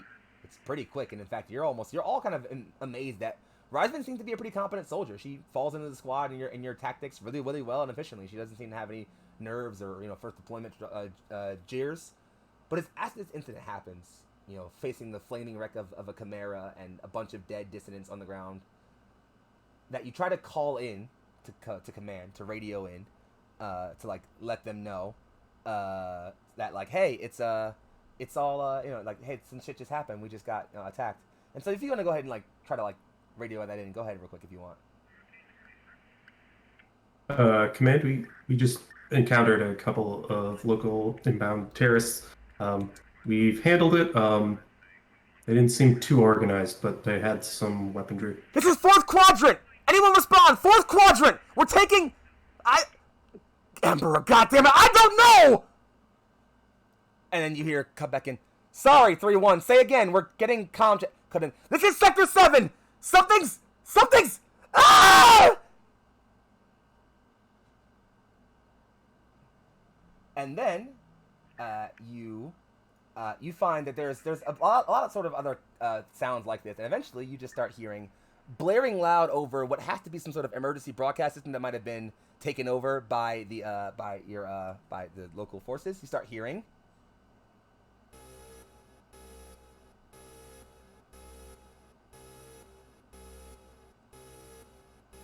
Attention all forces. Attention all forces. Man defensive posts on the walls. Man defensive posts on the walls. Hive Nexus will be under attack. Forces are making planetfall. And as you all look up, high in the sky, breaking through the din of industrial smog and clouds on this war-racked planet, cutting through thunderstorm and cloud and lightning strike, these ovoid shapes come down. And even from this distance, you can see strange rib-like structures along them as these oblong figures descend upon the heavens like seed-shaped, harbingers of some kind of horrible fate to occur. Behind them, there is this waving of tentacle-like protrudings flailing behind them as they descend. And it's not hard to tell, even through the din of cloud cover and atmospheric reentry fire, these ships are not made of metal. They are entirely composed of flesh. And Lenora, the warp is screaming. Tyranids are here. And I think we'll end session there, my loves. Okay. No. No. Where's someone took the Exterminatus talent, right? Anyway, Yeah, it's called fire. Hit the button. So, I'd like to thank my lovely players for playing and for RPing wonderfully as always. I'd like to thank you, my darling audience, for tuning in. let's go around the horn one last time and have everybody say who they are, where they can find you at, who you've been playing today, and anything else you want to plug that's upcoming stuff. And then we'll wrap us out and bring us home, huh? Take it away, overlay order. Purple, you're first. Oh, wow, it's me. That's quick. Hey, I am Purple Phil. I played Sergeant Marius Fercholi, or now Captain Marius Fercholi. So, Yeah. yay, promotion. I got Power Sword. I got Plasma Pistol. Get ready. I'm not good at using them still, so we'll see. But I have a new buddy, and that's great. And I'm gonna focus on getting more buddies. That's my plan. Yeah, where am I gonna be? Where can you find me? Well, I'm not doing anything this week, but the following week I will be over at TPK on a couple of shows. I'll be on Harper's on Tuesday, and then I'll be on Wrath of Many, and then I'll be back here for Sunday. And then is that actually also? I gotta check now. That Maybe weekend I will could also that is be TPK Con. TPK Con, so I will be on a show on that Saturday, right? The Saturday before this show will air again, and I'll be doing the Iron DM challenge with this channel's Neon Lights own Tate Washburger will be there, so I'm excited for that. It's going to be a good, fun little competition where two DMs are going to make a one shot in an hour, and then we're going to talk about it and see what happens. So I'm really excited for it. But with that, I will then be back here on that Sunday, and I will now pass it over to Sir Heck and all of the cool things she's doing. All right, hey guys, it's me, Sir Heckalot. You can find me on Twitch and Twitter and just like all the places at Sir Heckalot, including our lovely Discord that you should definitely join. Yeah. In terms of where you'll find me next, I've actually gonna have a pretty chill week this coming week. We probably won't be having Tyranny of Dragons over at TPK this coming week. So unfortunately, life gets in the way. It happens. But on Wednesday, we have a Naruto one-shot that I will be in, playing a Jonin, a teacher, all of that. So be ready for that. Yeah, other than that, I don't have a lot going on until I am also going to be in Harper's and Wrath of the Many with Purple, and then I have a bunch of things for TPK Con. I will hopefully be running a panel on animals and TTRPGs. I'm still trying to figure that out. Hopefully I will be. As well as a Violet Core one-shot, which is basically a bunch of wonderful lesbians in space mechs doing space things. So be ready for that. What a horrible time to not be a lesbian, honestly. It's gonna be great. I'm so excited, and Meg's gonna be in that, so it's gonna be super fun. Other than that, yeah, that's kind of the main stuff that I have coming up. So be ready, and let's move it on over to Turk. Yes, hello everyone. I am Turk, or Turk Accented. I was playing Kieran Lapata, the now unscarred member of this group, and newly minted Breacher. So fun, explosive things to come in the future. And for this week, it's gonna be pretty calm and chill for me. Obviously, just dropping in all these awesome people doing amazing and awesome things. But this coming Saturday, we'll have instead of Dark Echoes, we'll have another Zorpies, as we have some people traveling for the start of July. Zorpies with the boys. Zorpies with the boys. Also, Chrissy will be there. So it should be fun. Bring your beards. Bring your craziest character concepts. It's gonna be just madness. And beyond that, of course, Harper's on Tuesday, and we're coming up on the finale of Roundhouse. Maybe not the 5th, I believe, but the 12th. It'll be part 1 of the finale, the restaurant at the end of the world. Yeah. Spoilers. Well, I mean that's the name of it. Spoilers. Anyway, be sure to watch the episode on the TBK tomorrow, so you can see how it all will get set up to be back together. But of course, if you haven't, it's fine. It's Proper's episode, so he'll be subjected to it. And then beyond that, I have hopefully I can put this together in time. A TPK-Con panel as well. Dawn of New Worlds, which is, of course, disgusting. What? Hit me up. Hit my line. Bang my line, okay? Nobody else in TPK-Con asked me to be in a panel. So hit me up. Crazy. Hit my line.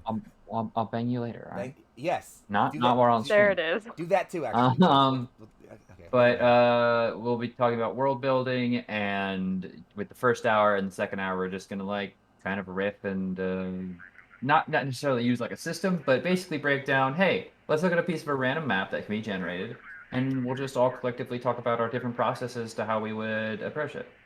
So it should be pretty fun. And then, of course, there's a bunch of really fun stuff coming up in the future that is still to be announced, planned, or even thought of. So be sure to check out all of the amazing channel stuff. And I have talked way too much, so I'm going to throw it over to Meg. Don't mind you talking. But, hello, I'm Meg Mysteria. I was playing our Psyker, who is now very unsettled and not happy about the massive bugs that we're about to fight. Yeah, they're bugs. But before, you guys can find me on Twitter, on the Discord, on my own Twitch. There it is. But where hopefully I will be streaming some tomorrow. We'll see. I'm still recovering from being sick this last week. But the next time you guys see me will also be over on TPK-Con. I'm kicking the whole thing off with the Niches in Role-Playing panel that I am hosting with our... We have a great cast going with that, and then I'll immediately be in the follow-up panel with Violet Core being run by Heck, which has my favorite things, lesbians in space. So, Exactly. you know. It's a horrible time to not be a lesbian. I'm just going to say. It's a horrible time. But, feel bad for every non-lesbian out there, honestly. After that, I don't really have much going on up until we come back around on the 11th for our next session here, where we get to squish said bugs. Hopefully. Yeah. Oh, Hopefully. you know what? Here's hoping, but it's Shock's turn. Yes. I am Shockpoint Failure. Once again, I have been playing Ziggurat 86 and Sullen. I'm going to keep pointing this out until it gets fixed. I know. Overlay I'm going to music. fix it. I forgot. But yes, you can find me at Twitter at Shockpoint622. For the upcoming things, I'll be back streaming on my own tomorrow, Monday, doing Monday Madness. What I'm playing, I don't know. It'll be Lovecraftian themed. I'll find something on point for this. I don't know what it will be. Then Wednesday, I'll be doing something, probably Resident Evil related. I don't know, maybe. After that, I'll be just doing a bunch of other random stuff. Unfortunately, I cannot make TPK-Con. That's the primary reason why I'm not also in TPK-Con. But other than that, I don't have anything really major going on until the 11th, where you'll see me back here once again.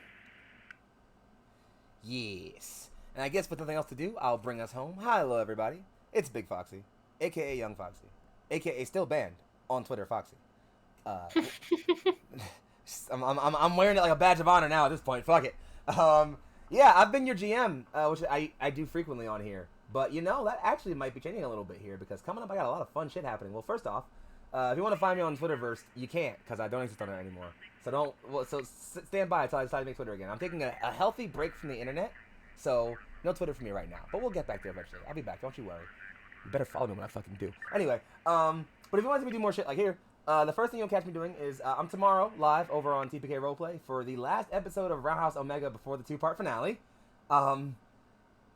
It's not my episode because I already had mine. Yeah. But because of my episode, I have a lot of concerns on what's going to happen tomorrow. You're gonna be fine. We'll play it out. You might be fine tomorrow. But... Yeah, that's All why is well. I just have concerns, okay? But we'll deal with those All is tomorrow. well. But then I'm gonna still be a player, and like for like only the first time, like the second time ever, I guess technically third, I'll be a player here on Neon Lights, like not being like the campaign I'm regularly in, because the Naruto one shot will happen, which I'm also in with Sir Heck, and where she's playing a Jonin, I'm playing an edgelord, so that'll be fun. We have some super fun characters, a lot of fun things happening with that. So stay tuned for that. Wednesday the 30th. You don't want to miss it. There is a very, very, very, very, very important announcement coming at the end of it. You do not want to not be there for it. Trust me. After that, Friday I'm back over on TPK Roleplay for Cold Hands Warm Hearts, because that's happening. Then you'll see me right back here on Sunday for Neon Night City Lights. I'll be kind of hanging out and chilling for a week, not really doing too much. And then next week, weekend after next, you'll see me right back here for my GM-a-thon, where I do 7 Sun, followed by this campaign you just watched. Other than that, I got nothing else. Please check out all my players and all the work they do. They are amazing and deserve all the flowers they get and more, so please give them to them. Hang out around Discord and the channel. We'll be around. Thank you again for checking out and watching. Let's go ahead and throw a raid over to nobody we follow is live. Anybody got an idea for who we raid? Critical Drinking is live right now. We'll do that. One of the lovely friends that we met from Women in Gaming. It's critical_drinking. And we're gonna raid them right now, actually, and just say hi. We don't have anything super important to Yeah. them. Just say hi. Say hi. Tell them that we're thinking about them and love to see them. They're playing some D&D. We're gonna go say hi to them. They got 35 viewers right now. Damn, they're popping off. Hell yeah. So yeah, go say hi to them. Tell them what's up. Give them some love. Tell them Foxxii sent you. I don't know. Any case, we're gonna go. It's been fun. We love you all so very much, and we'll see you guys later. Bye. Deal. All right, we raiding.